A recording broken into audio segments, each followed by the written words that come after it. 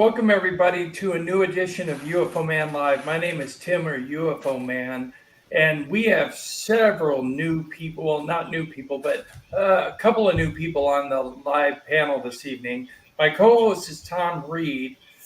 We have Rob Heatherly, Shannon Scott, and our special guest speaker, Brittany Barbieri.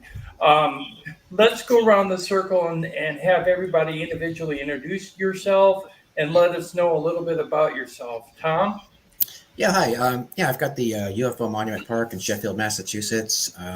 My father was an attorney and politician who took the incident involving our family's diner, had connections to the space race before the United Nations, and it was later deemed historically true, one of the first cases in America to have that recognition. Rob? I worked as an industrial engineer for a large construction company that gave me a background to study physics as a hobby that led me into ancient history research. And then that segued into researching ufology for the last couple of years now, where I'm finding connections between all of that. And the engineering background and construction is giving me a unique insight into all of that. Brittany? Well, goodness, I'm a ufologist, cryptozoologist. I work with my mentor, who is Donald Schmitt, which everyone is familiar with, and the Roswell author. I work currently researching UFO hotspots, investigating Sasquatch activity, everything, all of the above, you name it, I'm into it. Giants, whatever. If it's supernatural, I'm on it. Welcome, Brittany. Shannon? Hello, everybody. I'm a retired Master at Arms First Class. I'm currently 100% disabled. Rob Heatherly and I have the Military Witnesses to UAP channel. And our big thing now is having a charity for that Lou Elizondo, Rob Heatherly, and I are pushing pretty hard right now. It's the Could you name what that charity is? Oh my goodness. I'm very honored that Lou and Rob named the charity after me. It's called Shannon Scott's annual Vets and Vets for Wounded Vets and Pets fundraiser. Cool. That's awesome. That's very cool. And we are advertising it every chance we get on this channel. Tonight we're going to feature two segments for this live stream. The first segment is going to feature Brittany Barbieri. So we're going to go into that interview right now. So Brittany, tell us how you got involved in all of this to begin with, and can you share with us a little bit of your research in regards to your show that you were on, UFO Witness? Yeah. So I got into this when I was really young. Growing up in Estes Park, Colorado, things were always, going bump in the night. But, we lived nearby the Stanley Hotel, and I think it just was always around me, but I was always drawn to it. And the older I got after doing paranormal investigating and researching and investigating in all these different things, I just really found a love for cryptozoology. And then I saw Close Encounters of the Third Kind, and it changed my life. And I knew who, J. Allen Hynek was, and Project Blue Book, and then seeing him in that movie. And then really it just furthered my interest into it. And then when I met Donald Schmitt, I was so honored and humbled that he wanted to be my mentor in ufology. And then that's really where it really took off for me. So he's been guiding me. I wouldn't be the ufologist I am today if it wasn't for him. I will say that very, very proudly. He is everything to me. Okay, I guess what I want to get into is your subject matter in regards to underwater alien bases and USOs seen in and around Catalina Island. Can you expound on that? So my research with that has been quite extensive because, I lived in California for a short time. And a lot of my friends did stunts for different films, and we would have to go get certified on the island for any kind of movies they had to work in. And so I'd go over there and, of course, I was always Miss Nosy. I wanted to go to the museum and I would talk to people. And, many times I talked to people and they'd always mention, oh, we always see objects or lights. And of course, there's the famous 1966 video that Mr. Hansen had filmed, I believe from an airplane, like a Cessna, I think.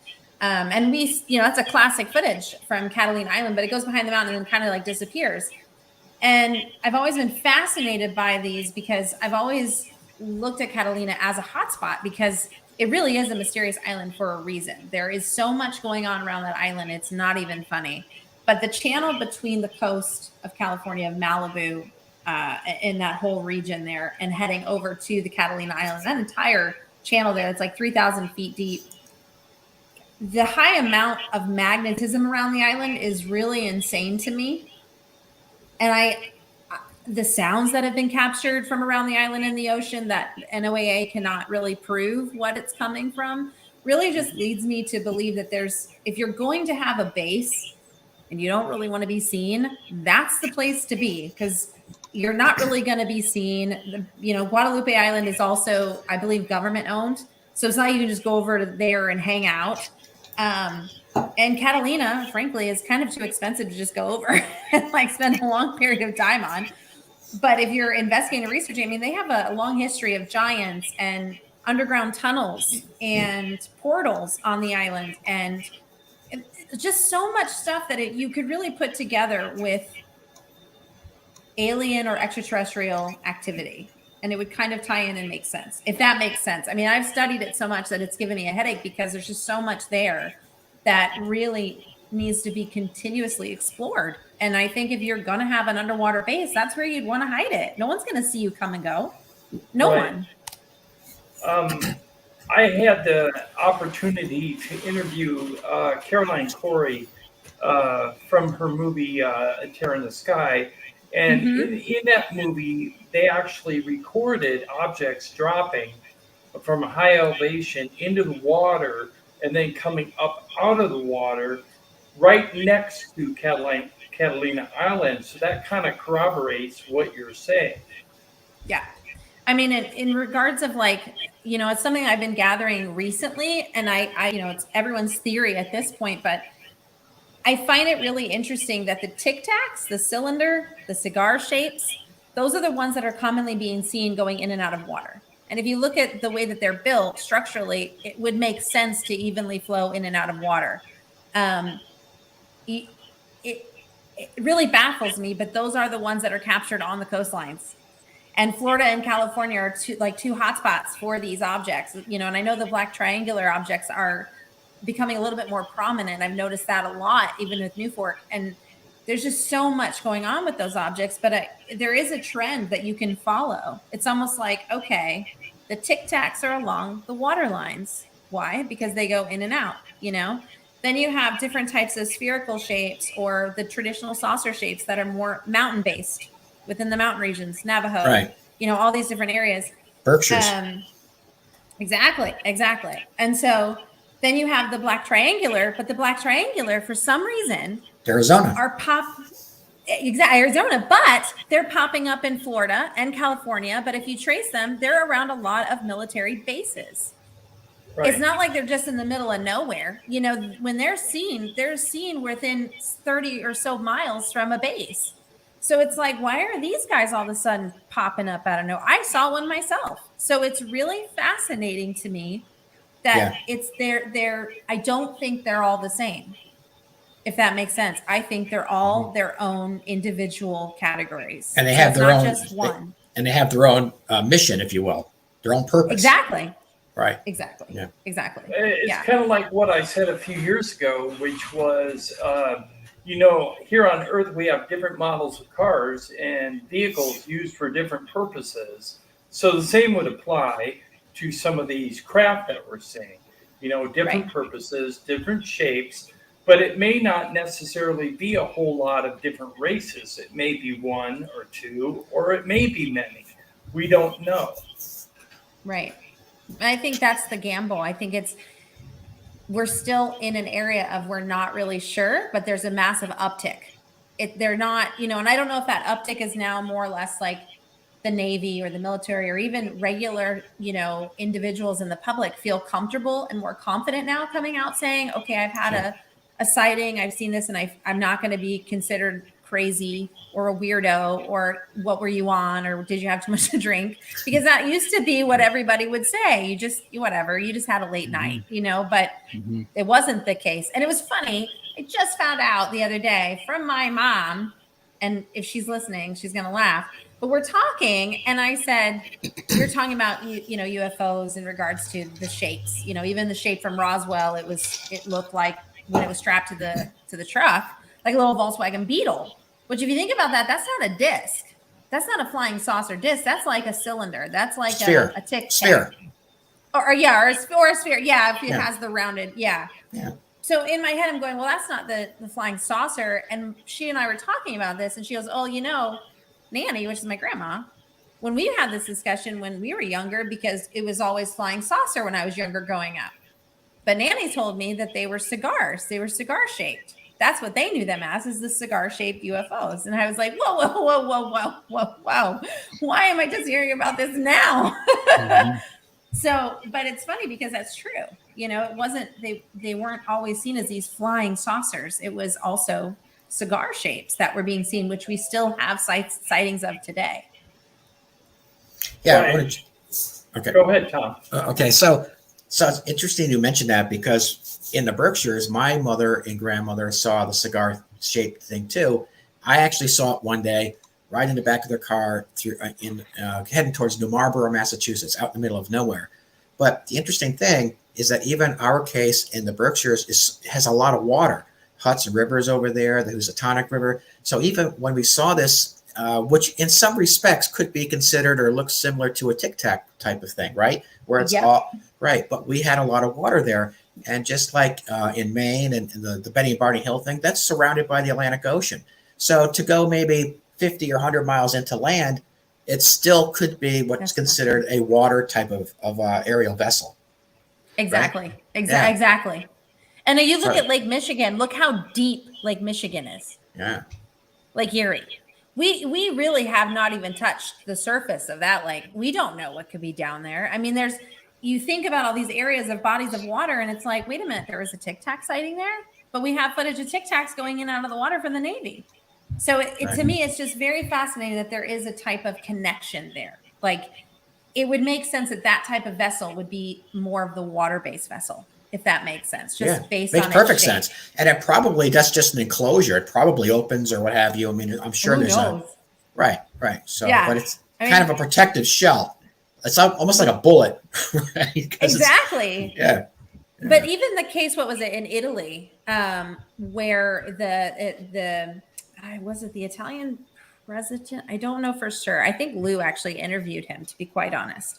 But when they were having a discussion about one of his helicopters that were shot at, and I believe shot down by this UFO, it was not a flying saucer. It wasn't a sphere. Again, it was the Tic Tac. It was the type of cigar shaped in nature. And it just really baffles me because they're heavily surrounded by water, Italy. So it blew its tail rotor off. Huh? It blew its tail rotor off. It hit the tail rotor. So I knew it was something like shot at, because they were saying it has attacked our vessels. It's attacked us. And I know they were having that heavy discussion about if it's attacked any of ours. Yeah. Right. And, a lot of people say that they're benign, but I tend to think that they're both sides, benign and possibly aggressive. Yeah. I think there's different factions and different order. I think there's different magnitudes. That's what history shows us. But within those, I think there are different factions, because once, unless they're hive-minded and not individuals, they're going to, at some point have a difference of opinion and in theology or agendas and break off from the main group. Then you get different factions. That's just nature for any intelligent being that aren't autonomous AI that are programmed to stay like-minded and on task. Well, that kind of tells you they're not AI then, right? Because it almost sounds like depends on what kind of mood they're in, right? So, well, in history shows that there's been different factions battling for how to treat humanity ever since humanity's been able to chalk it out on a cave wall. So there's been contention among these factions and different hierarchies. So, I subscribe to Jacques Vallée's control system, but I think there are outliers from that even that don't fit the model. So, Right. I'm not going to pigeonhole anything at this point. Mhm. Yeah. Right. No. Shannon, you got any comments, sir? Oh, I'm enjoying this show. Kicking back like Tom. I'm just enjoying this just show. kicking back. No, Right. my comment would be that, Having a drink. and I think I would speak for Rob as well. Kind of jealous that some of you guys have seen these things. Rob and I have our own show, and we're not even experiencers. We've never witnessed anything. However, we're pretty much in the thick of it when it comes to investigating 4 cases now. Oh, Well, wow. you're both very taken by it, so there might be a reason that you're not aware of as to why you're so taken by it. I've had some extremely lucid, repetitive dreams when I was young that kept putting me out of time and place, where I was actually flying around the Parthenon, the Pillars of Hercules. No, not the pillars, but the ruins of the Temple of Hercules. I would fly around that hundreds of times when I was young, but I had a near-death experience in 2001 where I was unconscious and God actually spoke to me and told me to wake up and get help. I'd been hurt very badly and he wasn't finished with me yet, and to get out and get on with my life. And I had visions from that. And I was a Christian before that and motivated to help people, but that just kind of turbo boosted me after that every day was a gift, and to give that back and not take it for granted. So kind of, if you want to call that an experience, it might fall in line with that, but definitely I know there's something out there beyond just humanity, and that death isn't the end of us. It's just a transition. Oh, absolutely. Yes. What I'd like to know is, what is your belief in the transmedium aspect of the USOs coming and going? Do you think it might also apply to how people have reported grays or beings transferring their physical body through a wall or through a ceiling, or through a building, as well as in the water and into space? Could it be all the same technology? I mean, it could be. I mean, I've heard these claims too. I mean, it almost makes you wonder,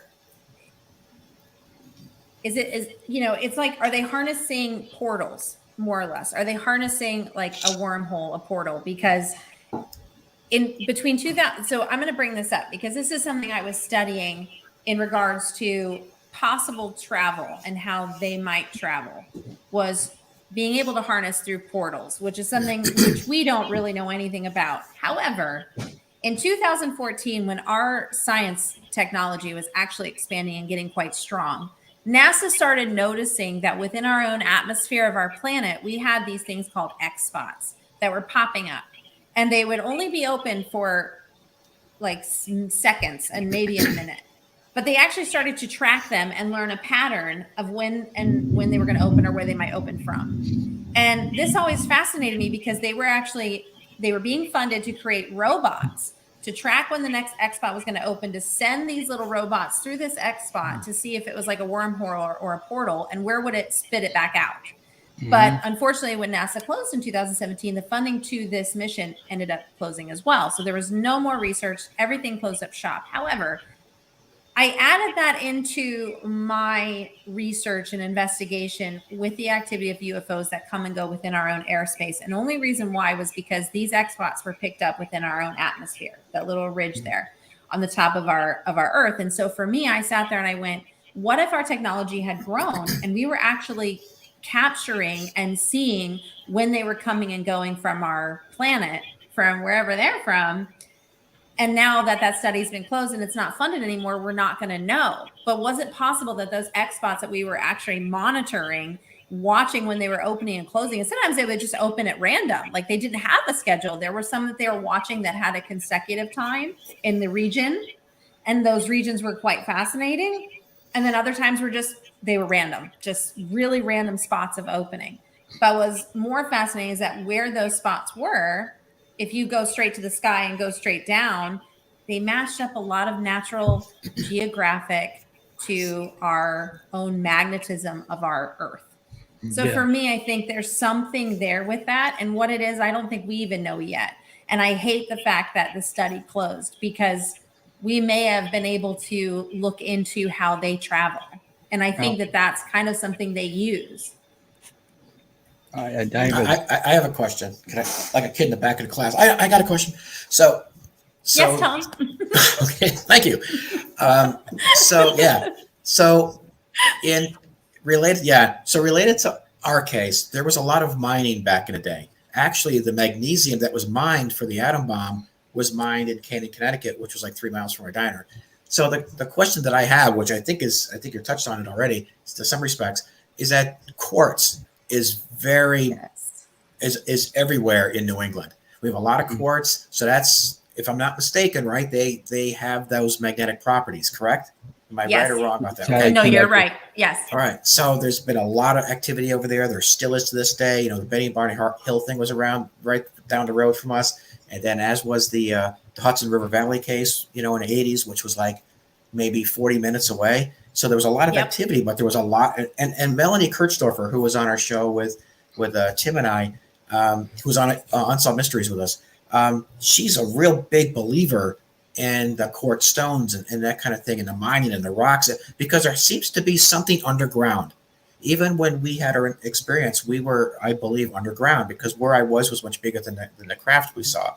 And so I know that they were underground. You know, the Nike missile sites, the Minuteman missile sites, all these things were happening in the area. But the one constant that everybody swears by is this quartz rock, right, Tim? I mean, we were on this quartz stone, and I wasn't sure I was buying into that. I'm like, there's got to be more to this than just rocks, right? But who's to say, right? I mean, I don't know. I mean, I've been wrong before. Seldom, but I've been wrong before. Most of the megalithic, and most of the megalithic structures were built out of quartz for conductivity, and they may have been cased in dielectric materials of other, like limestone. There wasn't, but most of it, overwhelming majority, are built with high quartz content, and they're also built on the Earth's grid, especially where they converge, the crisscross points. Megaliths, most all of them are built on those points, and we're even building conventional modern bases on those same points. But our government hasn't acknowledged what that's for. But those are where the highest concentrations of the Earth's piezoelectric activity.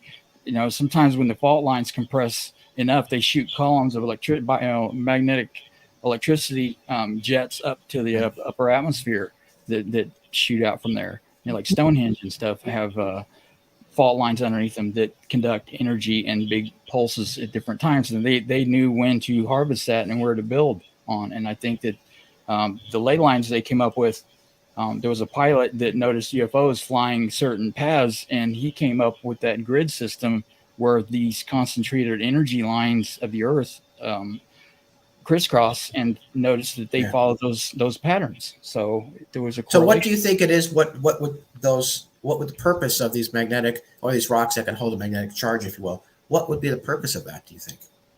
Because it sounds to be it's a kind of a constant. I hear it a lot. So the way I'm understanding it, and I'm with a group that do what they call alternative ancient history, is that they research, we research hallmarks that we call nubs, that are the protrusions and the clamps, the metal clamps that are between the blocks, and they're made out of high quartz concentration. The blocks are that there's a continuity of that and a grounding to where it looks like that they harness the Earth's magnetic and electrical energy. But most of these, where they have these all these coliseums and the amphitheaters and stuff, and the hypogeum in Malta, they all have in common that they are tuned to specific standing wave frequencies. That it looks like our ancient ancestors knew how to harness those standing waves to communicate with something beyond us that, you know, evidently we've lost since the last flood 5,000 years ago. That we broke that connection off, that they were in tune with something beyond them that helped them build all this stuff. So you're saying that and during these plates, when they shift, you said there's a lot of, so in essence, when it's possible that they're a lot under the ocean. Yeah, and they had those. That's when you get those big old giant orbs, because like ball lightning. our globe, if you will, was separated where everything kind of shifted by the water and kind of moved away. So it's possible then. I have to look on a map now. I got my interest with Catalina Island, but it's possible then, right, Britt, that maybe there's something. If you believe in this, maybe there is something to that, which is near Catalina Island, because there's a chance that Catalina Island was once attached to the mainland. Right. I have always been a believer in the quartz crystal. And the reason why is because in the study of, let's just go to Gettysburg. Okay. All right. Geologically, the ground under Gettysburg, the battlefield, is so covered in quartz crystal and limestone that during thunderstorms, if you'll notice a pattern, during massive thunderstorms, when the ground of Gettysburg is heavily charged, well, that's when all these sightings start happening, where people say, I see an apparition. I see this gentleman that looks like he's, from that time period, whatever. But what a lot of people don't know is that quartz crystals were used to record. So all of our devices, the watch you have on your hand, the computers that we're using right now, there's quartz crystals within each of our devices, airplanes. I mean, everything. It's shaved down so finely because it's used to record. So the energy coming from a quartz crystal alone, I mean, there are so many people that, to break down the crystal itself is intense. But if they're coming and doing work here, as past people have said, they're here to mine. I mean, there's been people saying they've been mining for our minerals, our stuff on our planet because they need it. We might not realize, but quartz crystal and limestone might be two of those factors that they need. And those ley lines, like you spoke of, if you trace those ley lines and you pay attention to the fine lines of where they lay on just the United States, then he pointed to the heavy amounts of UFO sightings all the way back to the 40s.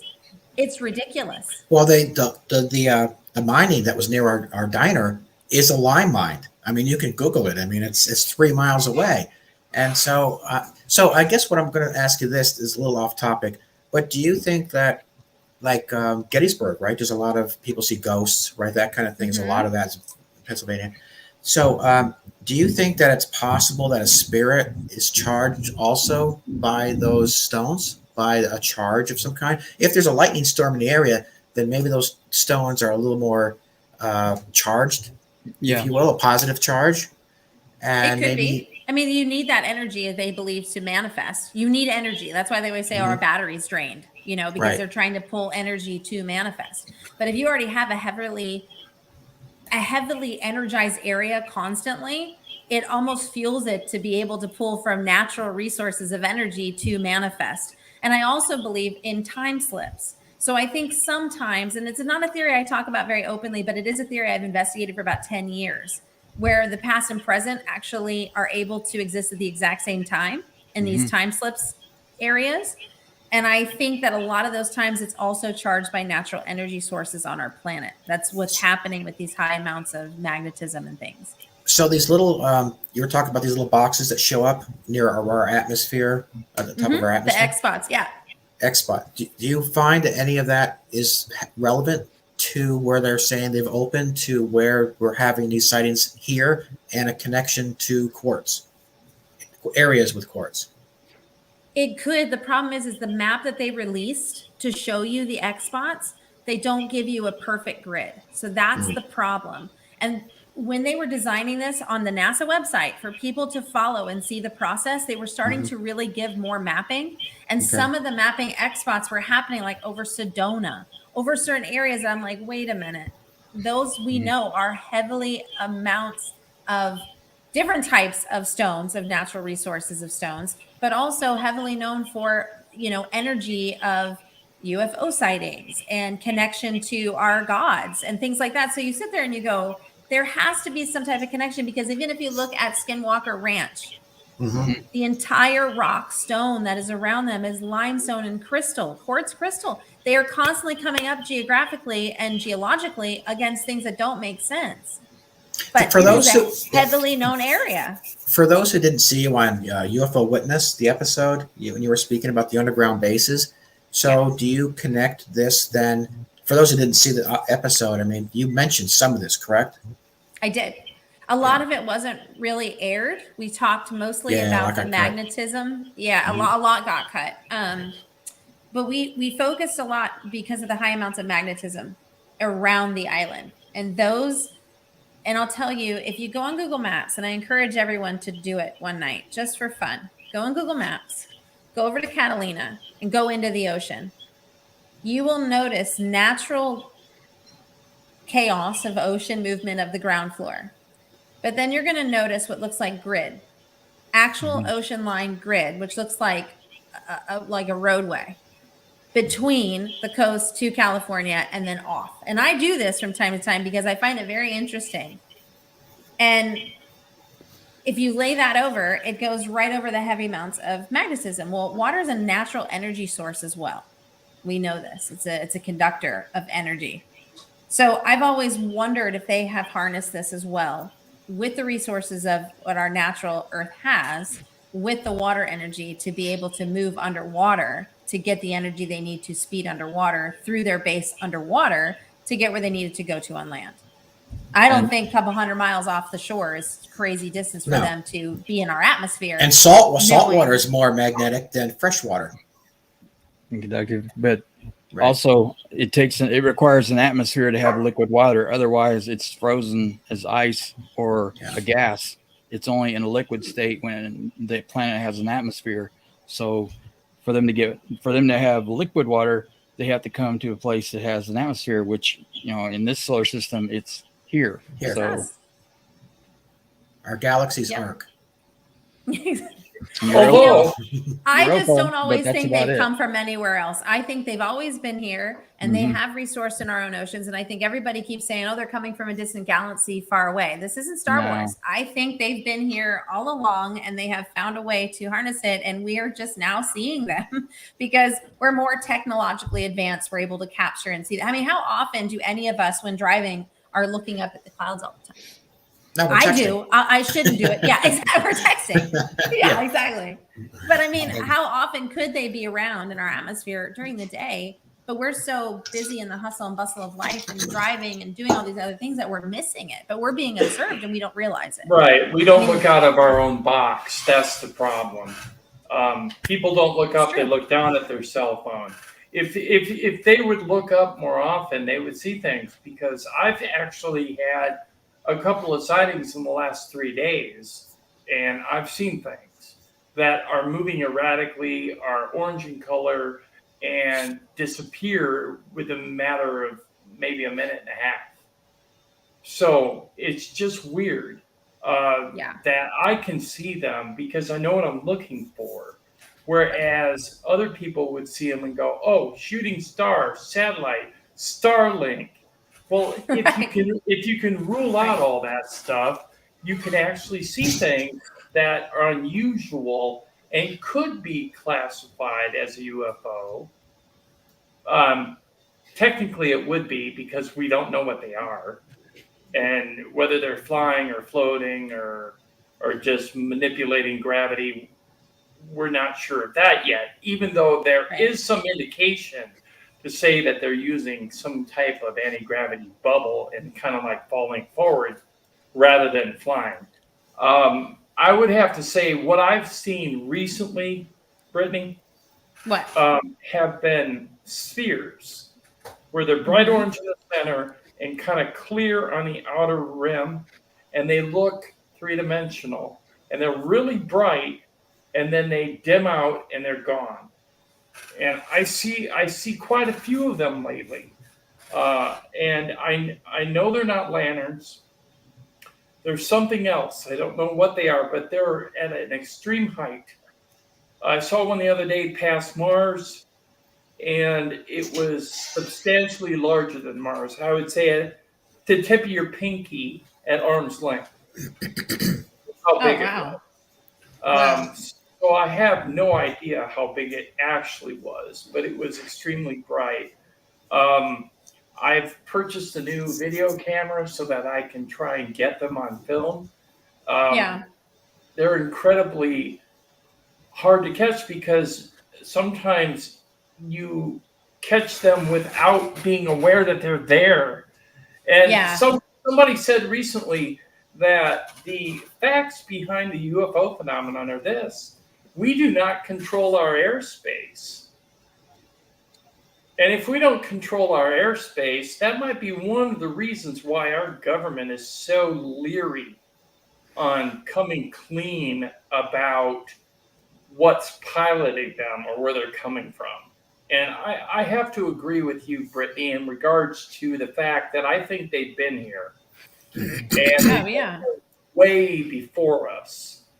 Yeah. And when people say that they were here before us, I've heard the comment made that maybe it's not really our planet, but theirs. Well, Yeah, sure. What I've heard is that that's why they're worried about nuclear weapons and us destroying things. Right. Well, we've all been, I think we were all brought here because Earth rotates. I mean, you can house so many different species at the same time, and it has a lot of water, and I think that we're here to be preserved. Scientists have calculated, and the more they do this and run it through these supercomputers, they keep getting back new answers that show that that there wasn't enough time, if you believe in evolution, to randomly create life, much less all this diversity. 9 million species. Coming to the realization that it was intelligent design, and likely all of it came from someplace else, and maybe several different places, because some exactly. Like octopus and there's different phylums and animals kingdoms that are completely separate from each other, where it looks like we've become a compilation of different life from different planets that have developed elsewhere, and we were put into a terrestrial, I hate to use the zoo hypothesis, but as a life preserve, and there were all the organic life here was from someplace else at some point. That's why. And Brittany, you probably know this too, right? So if there was just like two deer, 2 lions or tiger, whatever, 2 species, it would have died off anyway, right? Because it would have been too highly inbred, correct? Most likely, right? Yeah. So there would have had to can't really do that too often within the animal world. Yeah, you get sick and you die. Yeah, I mean, so there would have had to been too. Like groups, like it was almost like it was stocked, right? Yeah. Well, I mean, there's different theories, even in ancient astronaut theory, in regards to what the ark actually was. I mean, there's different theories on all of that pertaining to life on Earth prior to what we know life on Earth is. But even for me, I mean, I've studied all of that, and I get fascinated every time something new pops up. And carbon dating, of course, you can only go back 60 to 64,000 years. After that, they can't. It's a guessing game. So it always baffles me. And even I've learned recently through a couple of individuals that even if they find a bone, like they have to go through all the resources to test it, they're not actually testing the bone itself. They're dating around the bone of what sediment the bone was sat in. So you're not actually testing the physical bone to date it through carbon. It's certain pieces of elements that they're matching to what the bone was found in.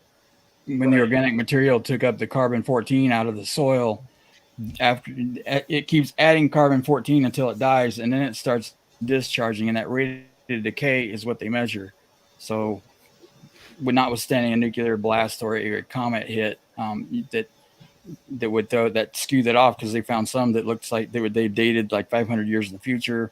Those kind of throw the numbers off. But unless there's organic material, they can't date, like the megaliths and stuff that I've spent so much time researching. They cannot date the stone they're just now getting technology to date when it was cut and exposed to sunlight. But for the most part, no way to date it unless you can check organics underneath one of the stones that are still in situ, like Göbekli Tepe. That was an anomaly that gave us 6,000 more years to civilization that we didn't know we had, because they intentionally buried it in, and it was in situ when they found it. So that was a lucky finding on our part, because if they anticipated that year, they would have buried it and hid it, like the Vatican's been doing, and the Smithsonian with the United States. So they keep pushing timeline of humanity back. Don't even get me started with the Smithsonian. That's a whole nother show for a whole nother time. They frustrate me to no end. The Smithsonian. Hey, Shannon. Oh my God. Hey, Tim. Hey, Shannon, what do you think about all this? It's a lot. I'm a former investigator in the Navy, and I just deal with the facts. Even though I haven't seen this phenomenon myself, just by witness testimony like you guys, um, it's pretty profound. It's awesome, and I'm glad I'm here for the ride. Changes your world paradigm, doesn't it? It It did does. me. I I tell saw. Rob. Oh, real Go quick, ahead. I tell Rob all the time that um, we're we're all taking part in the biggest story in human history, my belief, and Yes. we got the best seats in the house. Hmm. Well, Lou Mhm. Elizondo, Mhm. didn't he say? He said disclosure has happened. Yep. What we're looking for now is transparency And on confirmation. the action Yeah. and confirmation. Yes, but a lot of us who have had significant sightings or significant encounters, such as Tom Reed himself and myself. Tom uh, having waking memories, me not so much, except I've had close up encounters with objects that weren't disc shaped, that weren't cigar shaped, that weren't Round? sphere shaped. No, No? they were rectangular with rounded corners and they were on fire. And that I have never seen again. And I started UFO Man because I wanted to research to find out if anybody else had the same encounter or something like it that I saw with 12 other people. Okay. So, No. what I wanted to see is if I could find that. Now, I've seen orange lights, Mhm. I've seen people that have filmed orange lights, but I've never seen anyone that have come close to what I saw. It was 6 objects evenly spaced in a uh, horizontal line. Left, second one from the left was tumbling end over end. They were on fire like the fire from the movie Independence Day as the ship was breaking into the atmosphere and it seemed on fire. That's what I saw within the confines of these objects. Never seen them again, but it changed my worldview. Sure. So when I came across Tom Reed, and I've known about him for years, I Don't tell contacted anyone. him. Yeah, I contacted him, and we had some interviews, and I got to know him a little better. And uh, his sighting and others have reinforced the research I've done into other parameters that surround this phenomenon, such as alien abduction, um, a whole bunch of other things. But I'm trying to expand now on this channel in regards to the consciousness that is involved between you and I and Shannon and Tom and Rob seeing something or experiencing something that is a real phenomenon, like a real object, a real machine. And I want to know what your opinion is on the consciousness connection, Brittany.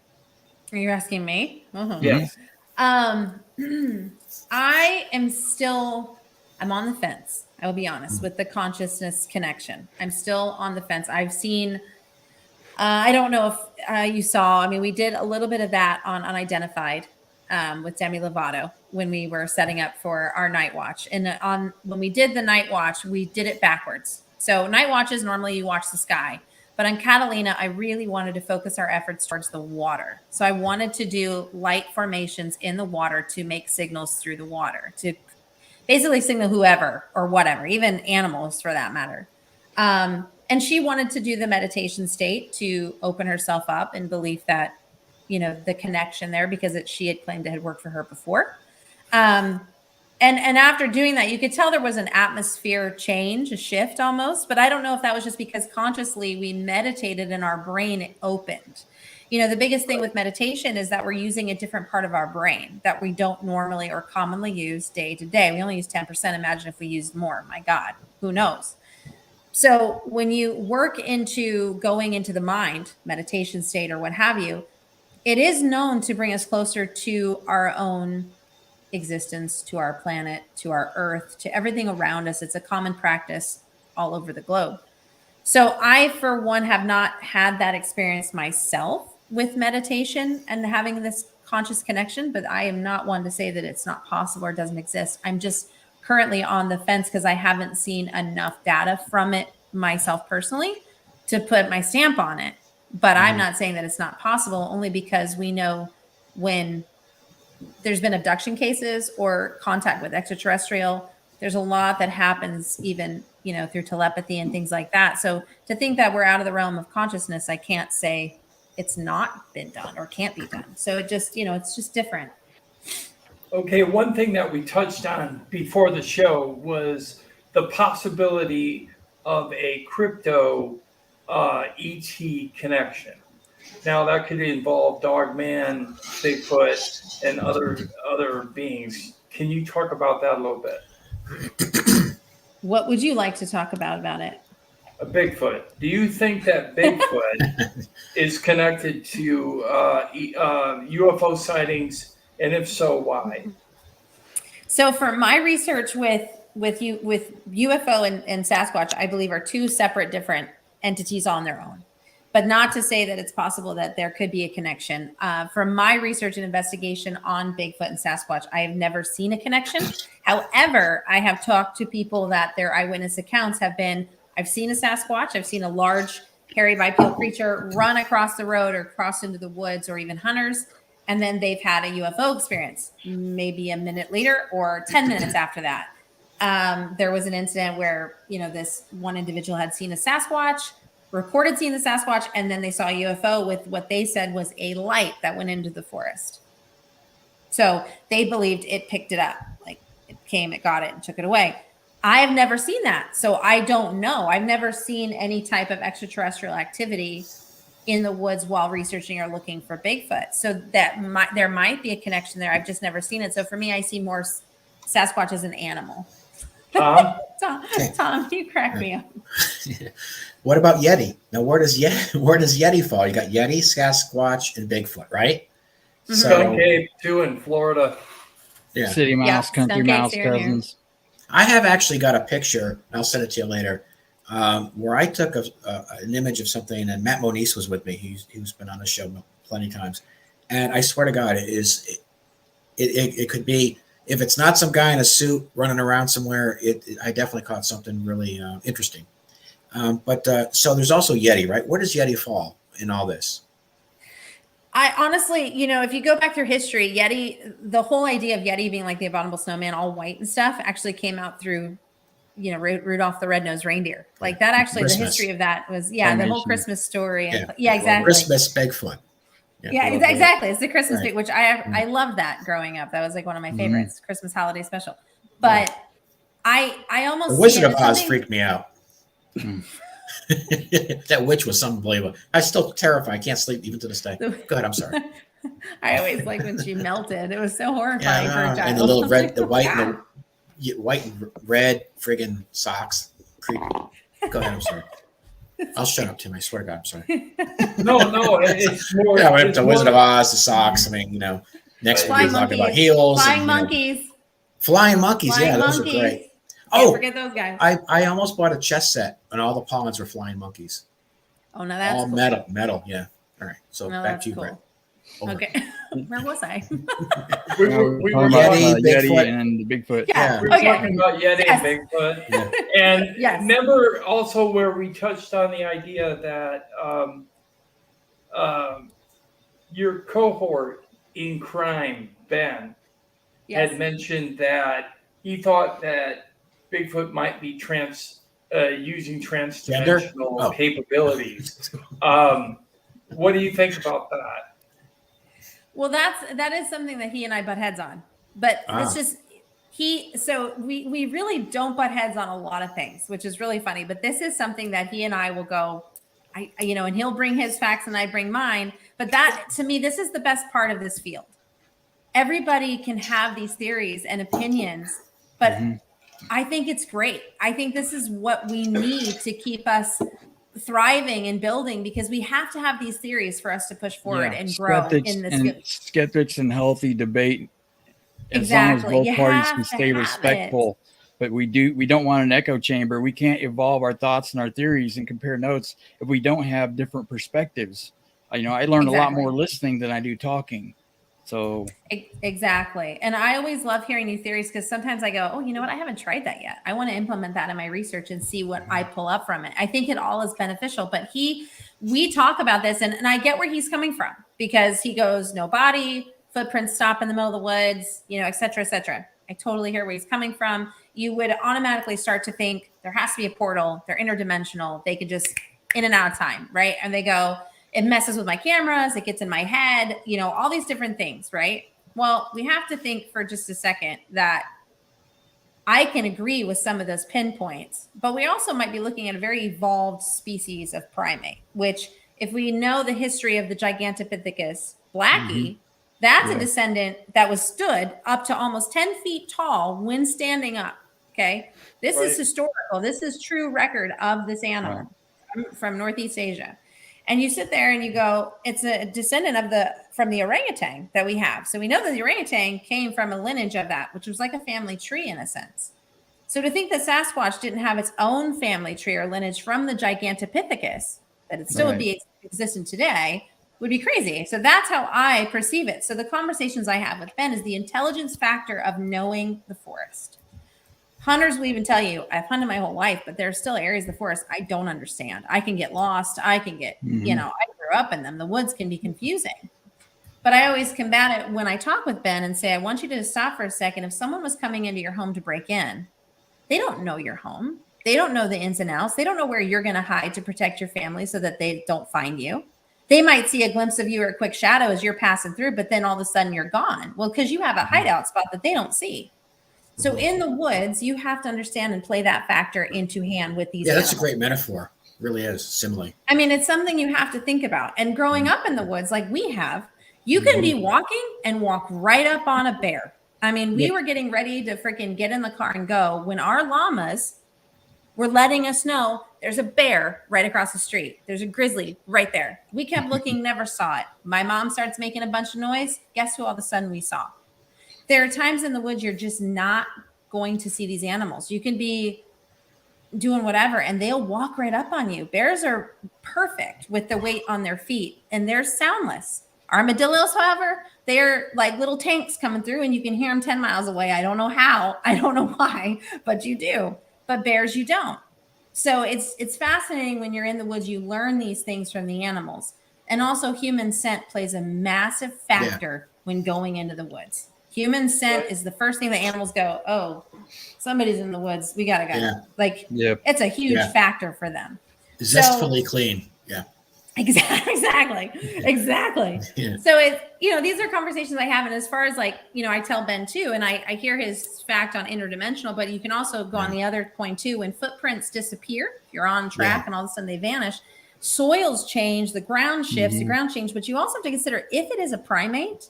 And we know anatomy wise that basically the weight distribution on the feet shows that it's possible the legs aren't as long as the body. If you look at the Patterson-Gimlin video, you can notice the arms are much longer. The thumb itself is actually grazing on the thigh pretty darn low, close to the knee.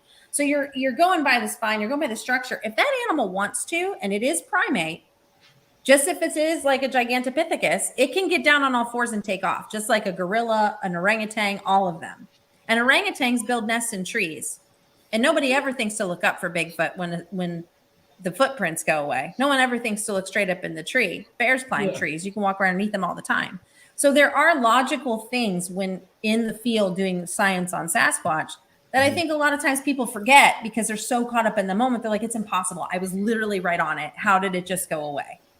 But if it wants to hide, it's going to hide and you're not going to see it. That's just an instinctive animal behavior. It happens with the gorillas all the time. I think they're a lot more intelligent than people give them credit for. Also, that gorillas have their skulls go in and then up, but these seem to be conical shaped, like the Paracas in Peru with the elongated skulls. They have a larger brain capacity. Right. They may be a lot more intelligent, and like with Les Stroud, Survivor Man, where he had telepathic communication with them. if we're all connected by that quantum consciousness, they can hear us coming even with our thoughts and know what how to evade and what our intentions are. Exactly. And there's 100 of things that we don't commonly think about when looking for a cryptid, which is an animal. Like cryptozoology wasn't this folklore crazy thing back in the day. A freaking Komodo dragon was a part of the cryptozoology list. And a lot of people don't know that, but they were. There was a gentleman who had come back through his explorations and was like, I saw a dragon. This thing was 8 feet long. It attacked us. I'm telling you, I watched it take down. Nobody believed him. And he finally said, that's it. That's, you're not going to find this out on the website. You actually have to do the research on the history of the Komodo In the dragon. medieval times, your average knight was about 5 foot to 5'4". So to a Komodo dragon, if they encountered them, they were That's a tremendously dragon. Giant to them. And if you're not familiar with a lizard like that, and this thing comes chasing after you, you're going to think, oh my God, there's a prehistoric animal and I saw a dragon. But he actually went back and captured 2. And thanks to that gentleman doing the explorations he did, we had 2 in the New York Zoo in the 1930s. So had that not happened, and nobody believed him. Same with the lowland gorillas. Nobody believed them. The giant panda, nobody believed them. It's impossible. It's not impossible. Right. These are animals. These are things we have to consider. Same with the coelacanth. Yeah. The ship they said was, or the fish they said was extinct for millions of years, right? Mm-hmm. Yep. It's just, all these things play into factor. Exactly. I mean, it's just, I love all the theories. I love the conversations. I love taking all these different pieces and parts, but Sasquatch in particular is known throughout our history. Mm-hmm. I mean, the Tibetan monks talk about them. Exactly. The Native Americans talk about them. Gift giving came from the Native Americans to the Sasquatch. They called them Sasquatch. They were indigenous people to the Native Americans of our land. And they had to share land. They did gift giving to show we don't mean any harm. We're here to share land together, all as well. I swear. At the expo, I'm doing this to you. And Yeah. Oh, Britt, you have a question. What do you think then, for our listeners, if they would go online, is the most compelling video of Sasquatch? Patterson-Gimlin. Yeah. Not even a question. Yeah, especially the high definition version that's out now. They zoomed in and they cleared it up really well, and they've got it in 1080p or above. I think it's in 4K now, so you can see the muscles. So you don't have it. We can't play it. Right? They went through and scientifically showed the muscle movements and everything in it where it couldn't have been faked. They couldn't. No. They didn't have any materials during that time where they could have fabricated a suit, and they definitely couldn't mimic the muscle movements that they saw under it. And it even had its hair bristle up on its back that was natural for a primate that was on alert. Wow. Exactly. And Professor Jeff Meldrum, I go to him for everything Sasquatch. He is my mentor. I lean on him a lot. We work together with Sasquatch with creating ideas and formats. And he recently did a breakdown of showing the back muscles into the butt muscles into the thighs and showing the distinction that you cannot recreate this in a suit. I mean, it almost looks like really fine hair on like, I want to say like a hose, like a pantyhose. Like that's how detailed now, because of like you were saying, the 4K. I mean, you can actually fully see this creature. And the thing I love about this classic video, and I encourage everyone to please go look at it, the Patterson-Gimlin freaking footage is the best because it sees them. And a lot of people don't know the whole history leading up to how they got that footage. I mean, they were on horseback, jumped off horseback, were falling on themselves, trying to get the camera to get this thing because they just kind of popped up on it. And the fact that later on, it wasn't until it would have been, I guess like 30 years later. Yeah. So about 30 years later, that's when they discovered it was female after the analysis of the new data came out. And they're like, oh my gosh, this thing has breasts. Nobody in a costume thinking quickly is going to go, give it anatomy, give it a sex here. Let's make all this up. No one's going to, there was no thought process like that. If you're going to fake something, you're just going to put a guy in a suit and call it a day. You're not going to think that many years later, they're going to pin this down and really go through all the fine details like they have. And you look at it and you go, this thing is like, yeah, I see you. I know what's up. Don't mind me. I'm just keeping my eyes on you. Like you have your eyes on me. Its hackles were up. The hair on its back was raised. So it Yeah. knew they were there, and that is typical primate behavior of that. You know, how would they think to fake that? No. Wouldn't have had a And clue. even if you hear like some of the accounts from that time, like the logging companies and the loggers up there, what was some of the main things that happened to them? Rocks were thrown at me. Loud sounds from the bushes were being made. Two major primate activity that happens all the time of Twigs and dominance. logs were thrown. Yeah. This And is my taking area. massive trees and turning them upside down and sticking them back in the ground on some islands and stuff that would have required massive machinery to do that, but yet there's no tracks and no access. You can't get the equipment in there to have done, you know, where those were found, where they marked their territory. In Portlock up near Alaska, okay, when they were heavily doing all the logging and fishing and all of that up in that region, and that whole city was driven out by the Sasquatch that lived in that region. They did not want them in that. That was a territory situation. But one of the accounts that I found out through some of the historical records that I found, like digging my teeth into this thing, was that there was a gentleman that went up to one of the, I can't remember if it was the logging machinery or part of the machinery they used for the logging they were doing outside of the Portlock in the forest region, right? During the big time of fishing. But he went up, they were told never to go up alone. You're never supposed to go up alone because the Sasquatch will get you. Like, you have to go in packs to protect yourselves and get back down, right? He went up alone. Don't know why. Nobody ever really knows why. When they found his body hours later, the top of the machinery, which they said was about 10 to 12 feet in height of the top of the two like metal sphere or the cylinder tubing that went on both sides. Yeah, but they had it wasn't even just the arms. There was like two big pieces of metal that just shot straight up to hold what looked like a canopy, like a tent on the top of the thing. Okay. I don't even know what it would be called per se, but that was broken off from the top of the metal, completely ripped off and bent and snapped off, and was pierced through the guy right through the chest, and his face was beaten in by a rock. Oof. So they all found him, and they said there's no way on earth that any human being could have done this. They knew this was definitely part of the Sasquatch. I mean, this was a document that I read of what had happened at this time. And then after that occurrence, people started going missing and body parts started floating in the river around this city or this little town. And they kept saying, this is them telling us we have to leave, we have to leave, we have to leave. They are giving us every warning. Each one would have its own personality, and it probably pissed off the wrong one.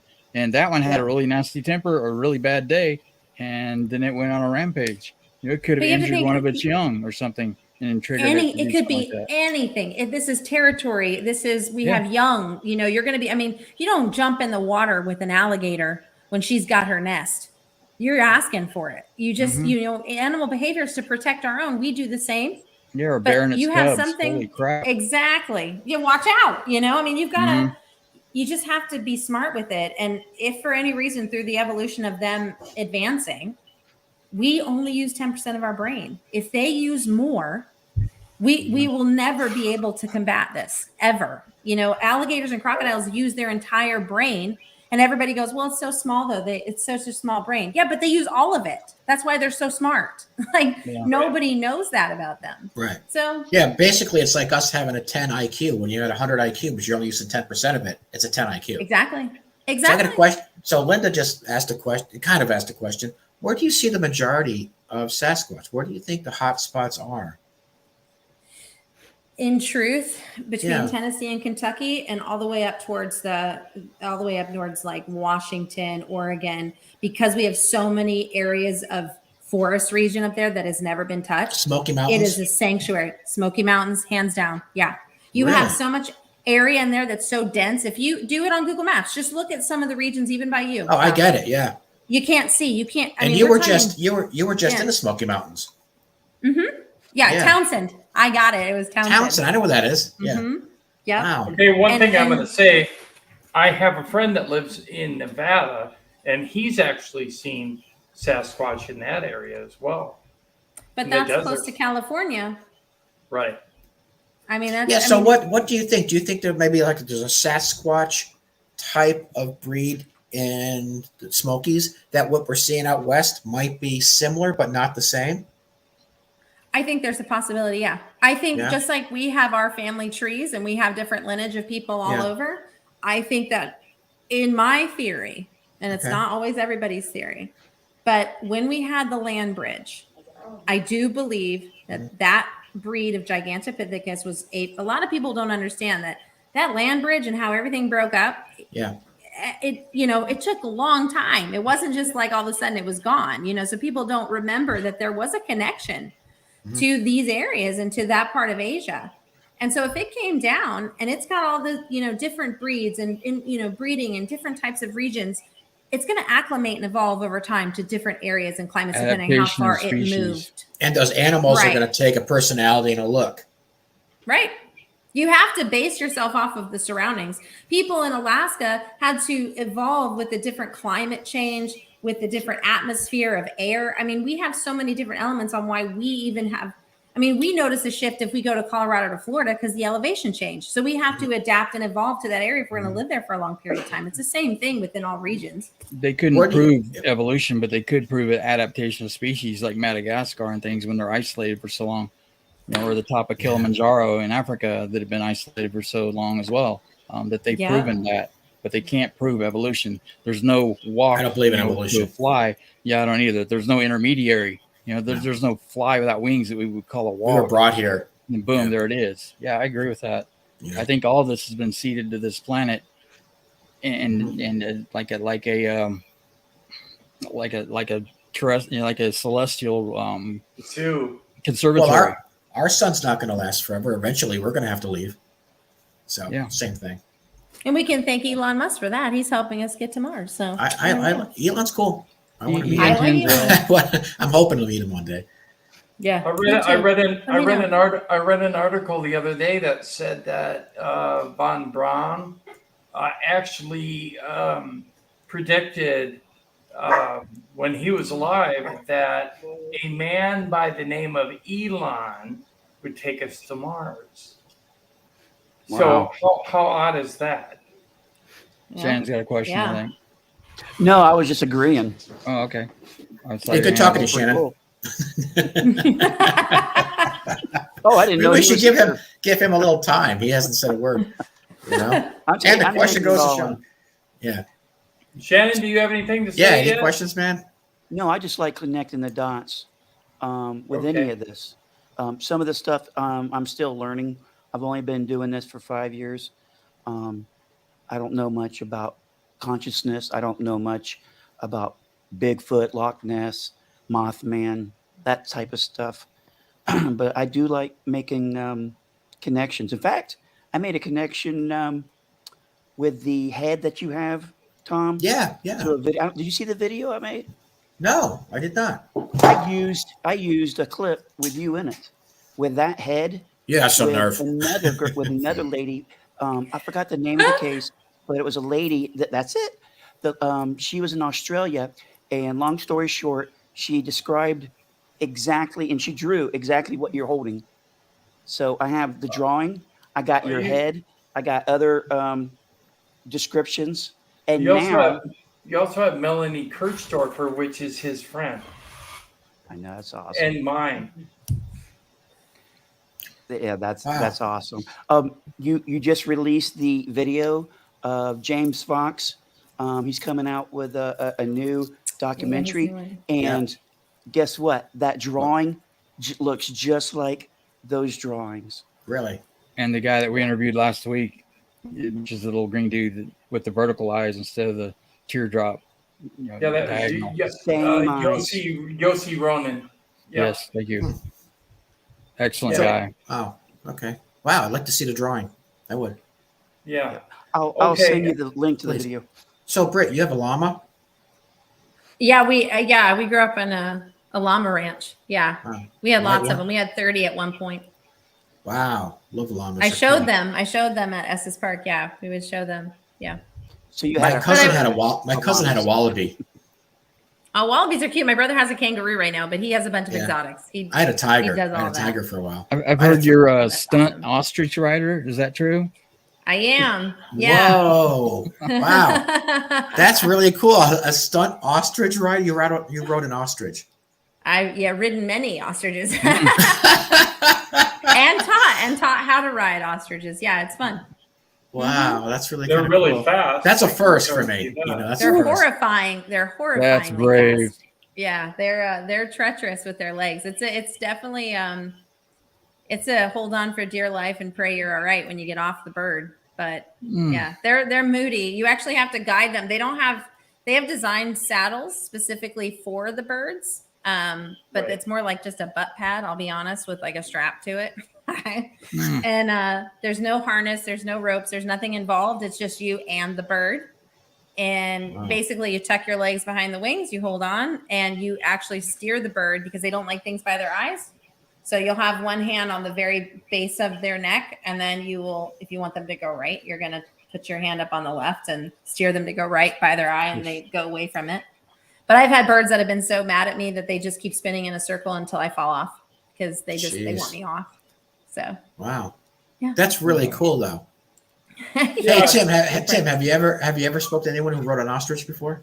No, now I have. Yeah. Not just wrote it, a stunt ostrich rider. Yeah. He also does stunt. Yeah, I gotta karate take a note of that sequences, or stunt fight sequences. Rick rides Yes. ostriches. Yes.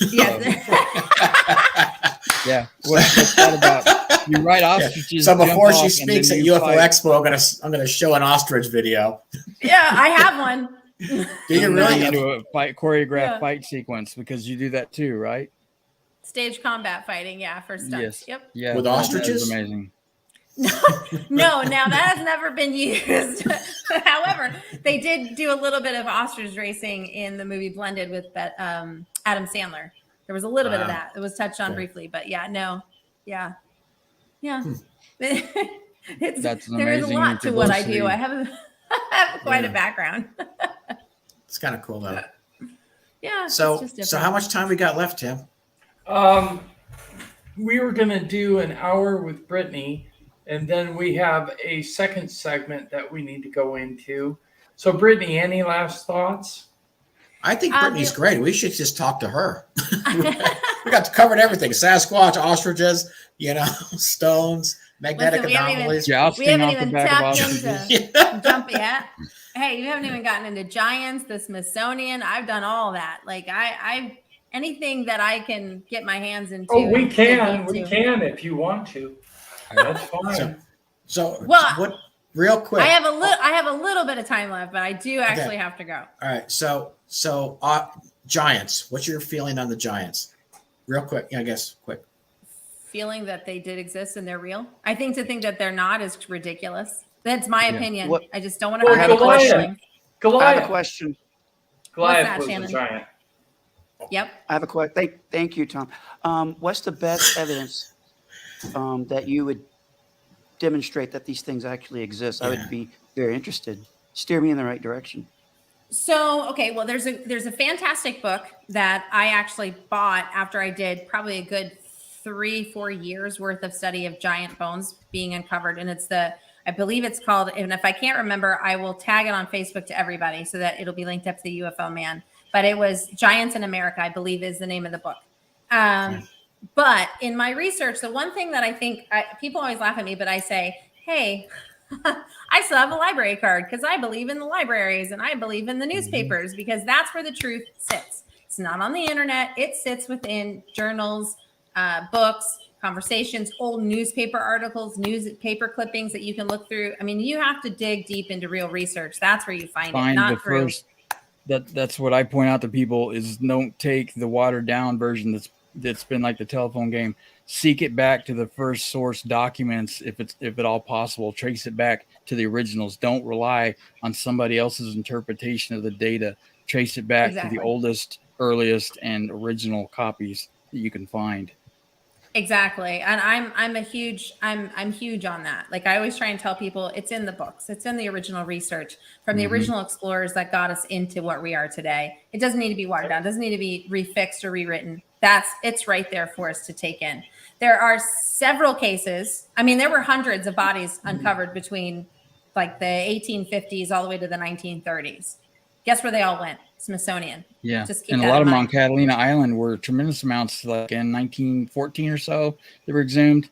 and then the Smithsonian disappeared them too. And then Lovelock Cave with the red-haired giants, that museum that their Gone. remains were in burnt to the ground.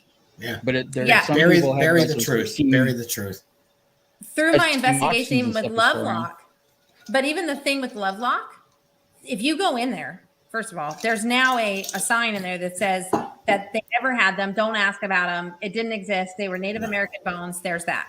No, they That's even not true. mummified their dead. They had mummies that were in the lower chambers of their cave, and they went back right after the Younger Dryas ended about 11,000 years ago. There was a huge lake in front of that, and they carved decoys. They lived, separate from the Native Americans. They were intelligent and knew how to sew clothing. They mummified their dead. They were not part of the First Nations. They were separate. Well, and they found a sandal in Lovelock Cave that was 15 inches long. Yeah, size No. 16. Yeah. Mm-hmm. There's pictures of it still. Recently, there was a photo posted online of a giant figure that was standing on a ridgeline. I think I saw it on Coast to Coast. I'm not real sure of the credibility of that photo, but it showed a giant figure, so maybe they still exist in limited numbers. Here's my theory on why I think it's possible and plausible for them to exist. If you go through history of the accounts through Native Americans that dealt with the cannibalistic red-haired giants, or you go into other parts of the countries, like different countries and different regions and different areas, they talk about cannibalistic giants that lived in the caves, lived in cave systems. We know that several of our cave systems, even just in the US, let's just say, has massive underground tunneling systems that we don't even fully understand yet. And we haven't really even touched the surface of some of them. When they were digging on Catalina Island, they had uncovered what they thought were original mining tunnels, except when I think it was like two gentlemen, they slipped into this one barrier. And within this tunnel, it opened up to like another huge tunnel that went almost like 500 feet down. And they were like, oh my God, what did we just uncover? We're talking an island, 500 feet down on an island. Are you guys crazy? What? Underwater Where are we going at this with point. this? Yeah, Exactly. water. But they found a shovel and the guy held the shovel next to him. Yeah. And the shovel was way taller than him. We're talking like a 6-foot shovel. What guy our size is going to be having like a 5-6 foot shovel? Nobody. And so they had no idea. They didn't know where this was coming from. They didn't know what they had uncovered or exhumed. They had no clue. But that's not uncommon to find these types of remains and different things all over the U.S. and in different regions. But giants alone, okay. I know that people combat this. There was the discovery of the Egyptian mummy giants in the Grand Canyon by Kincaid. He was just an ordinary explorer, went down the Grand Canyon, which is now known as the Grand Canyon, wasn't at the time.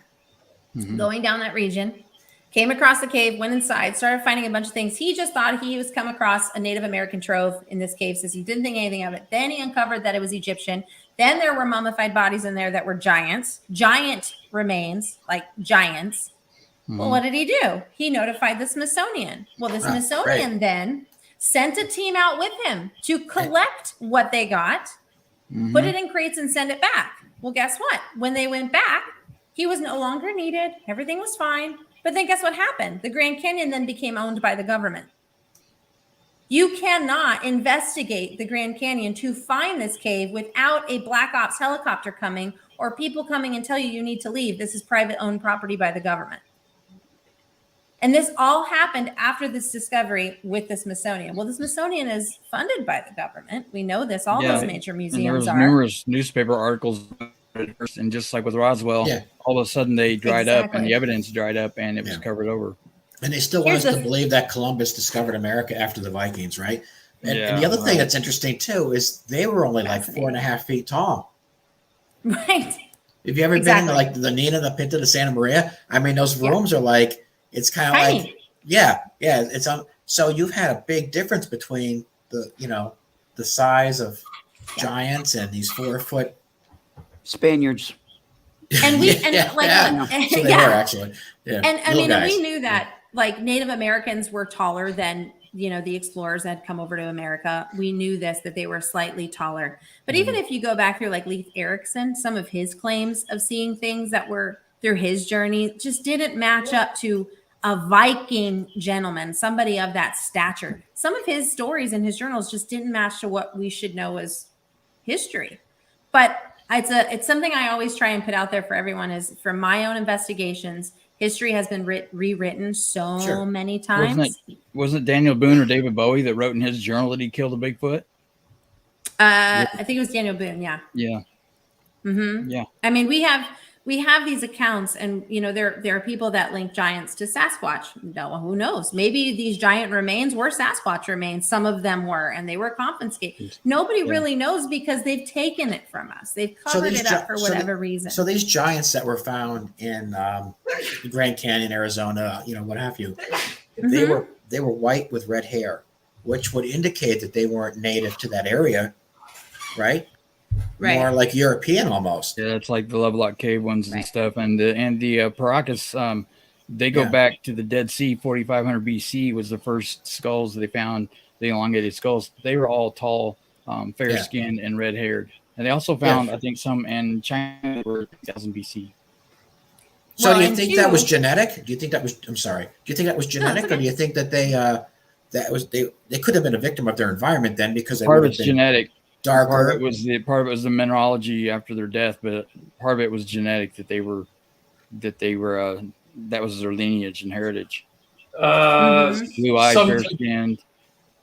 Some Tibetan monks. Yeah, some Tibetan monks actually showed on video a skull cap to what they figured was a Bigfoot that had red hair. Okay, so that could also tie in. Well, I mean, there's been hair samples collected and sent in even to Meldrum and stuff that if you look at it, it almost looks like, orangutans, they have like the hair that kind of mats under the arms. Right. That's what he's gotten. And that is still part of the golden standard. It doesn't match any of the known DNA samples from the hair follicles that we have on our primates.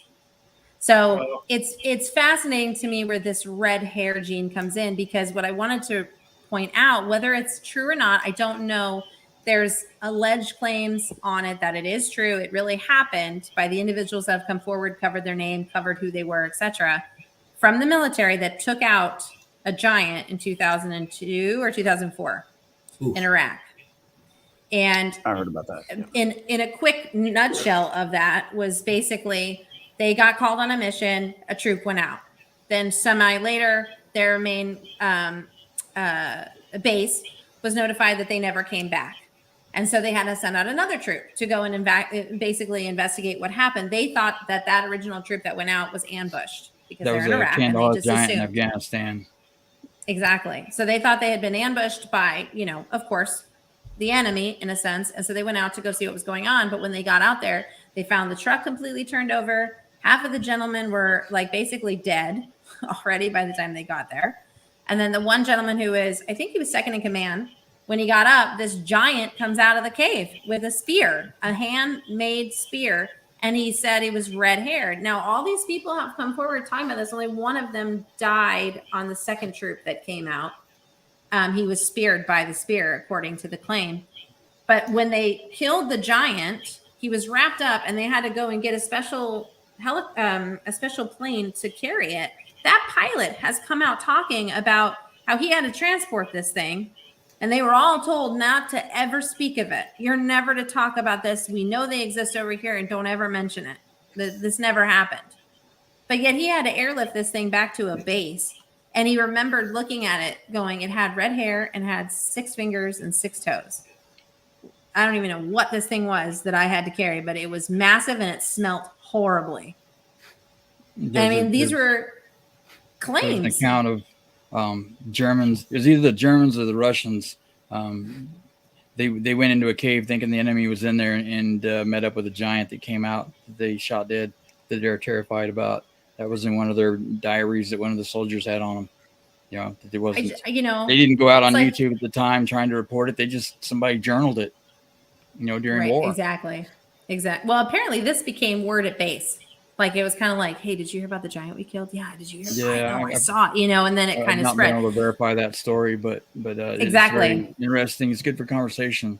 Well, and that's the thing. Like consider the I bring it up possibility, only for that is conversation to go. right. We don't know, and that's the problem. Is we're told constantly what to believe, what not to believe, what's real, what's not real. So when these stories come out, I can't help but go, is there truth to it? But they want us to believe that it's just an internet hoax, like it's People really need to hard. research it for themselves, drill down to the first sources like I did, and make their own determination from the evidence they find.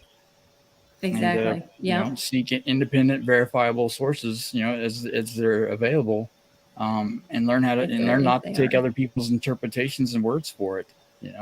Right. It's out there. Just That's like what I can do. research it, they can research it.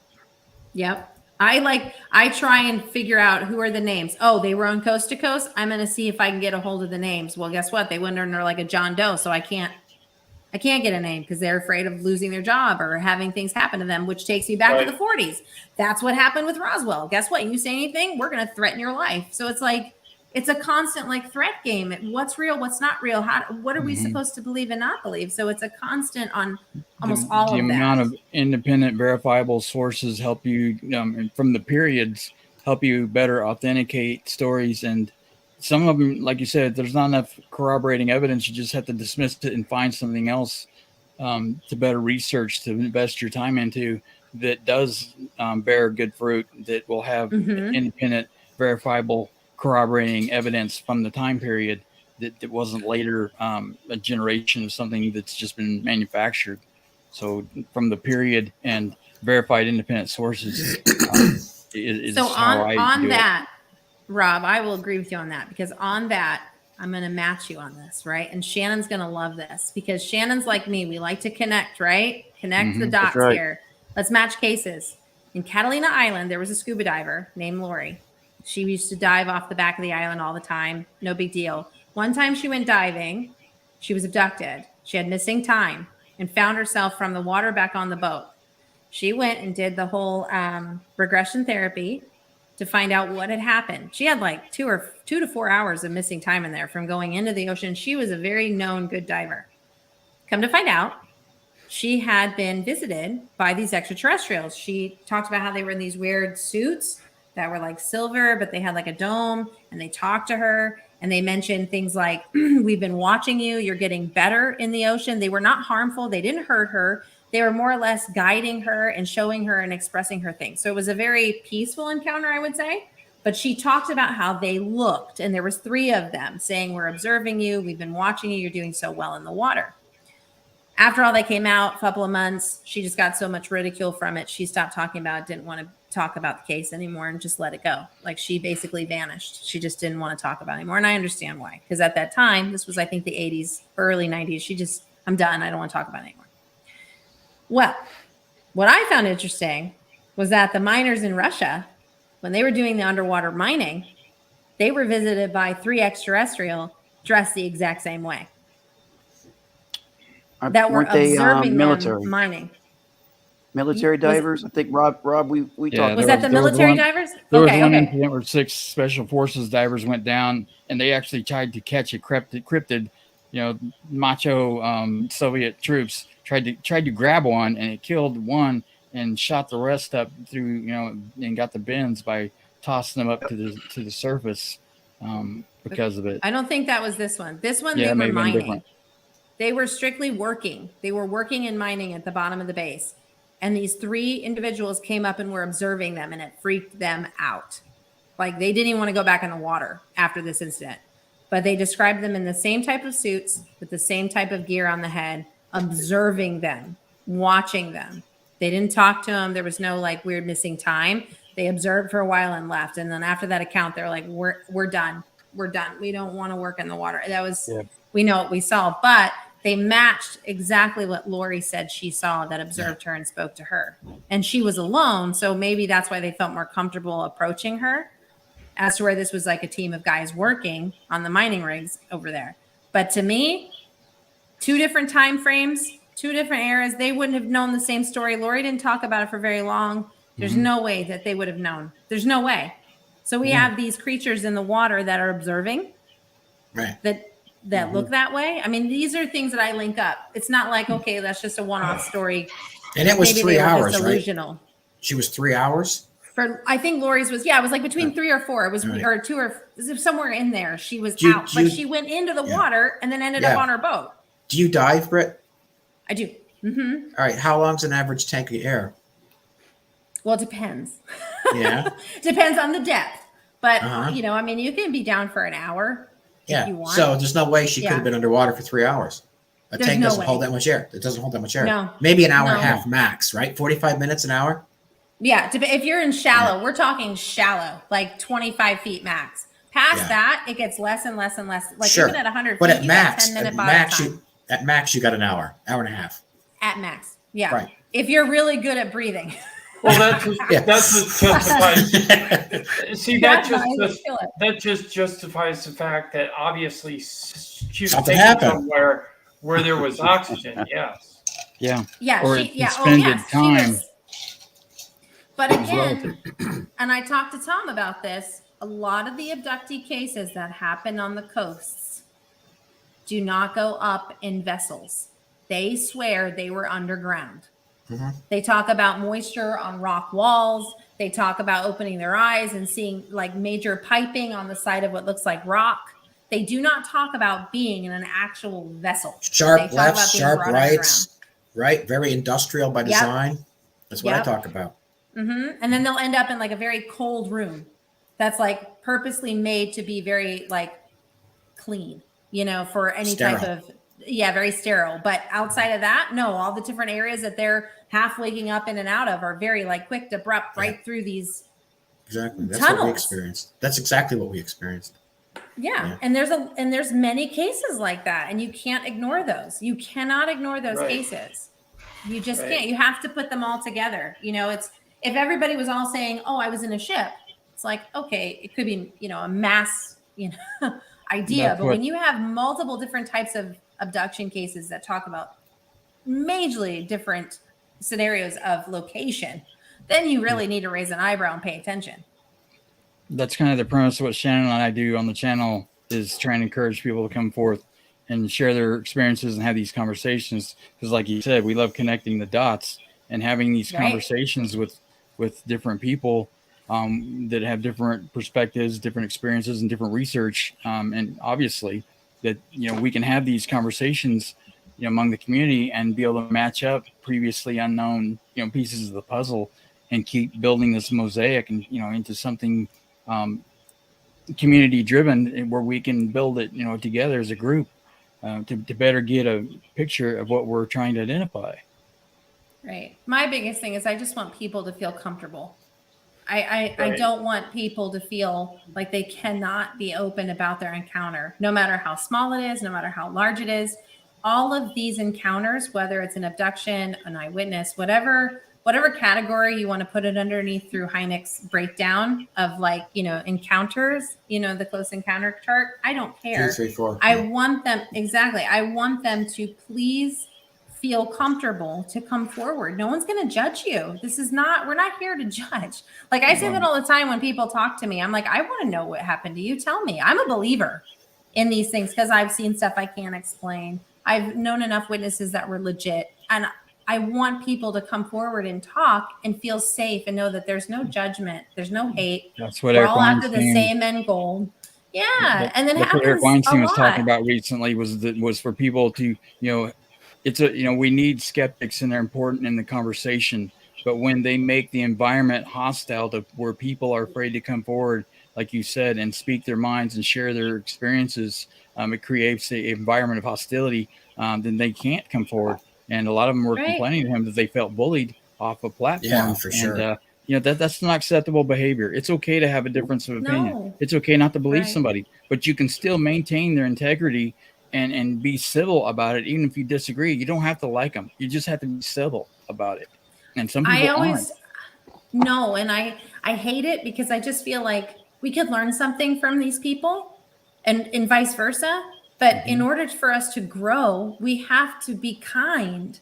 There's no reason for bullying. There's no reason for putting people down, or, I see it a lot in the paranormal too. And I actually mention it a lot on my social pages about we're all after the same end goal. We all want the truth. We all want Some- proof of the Well, most of us truth. do. I have found that. Yeah, well, Interestingly, I Not have the found Smithsonian.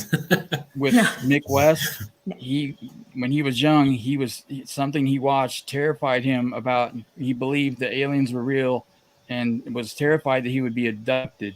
So I think what happened with him is that he spent so much time trying to put out that nightmare scenario and proving that aliens don't exist, and even lost his faith to where he doesn't even believe in God. That all of that is just construct and false, and he cannot face his fear. To acknowledge that the phenomena is real is to re-entertain those early nightmares that he spent much of his life trying to crush out.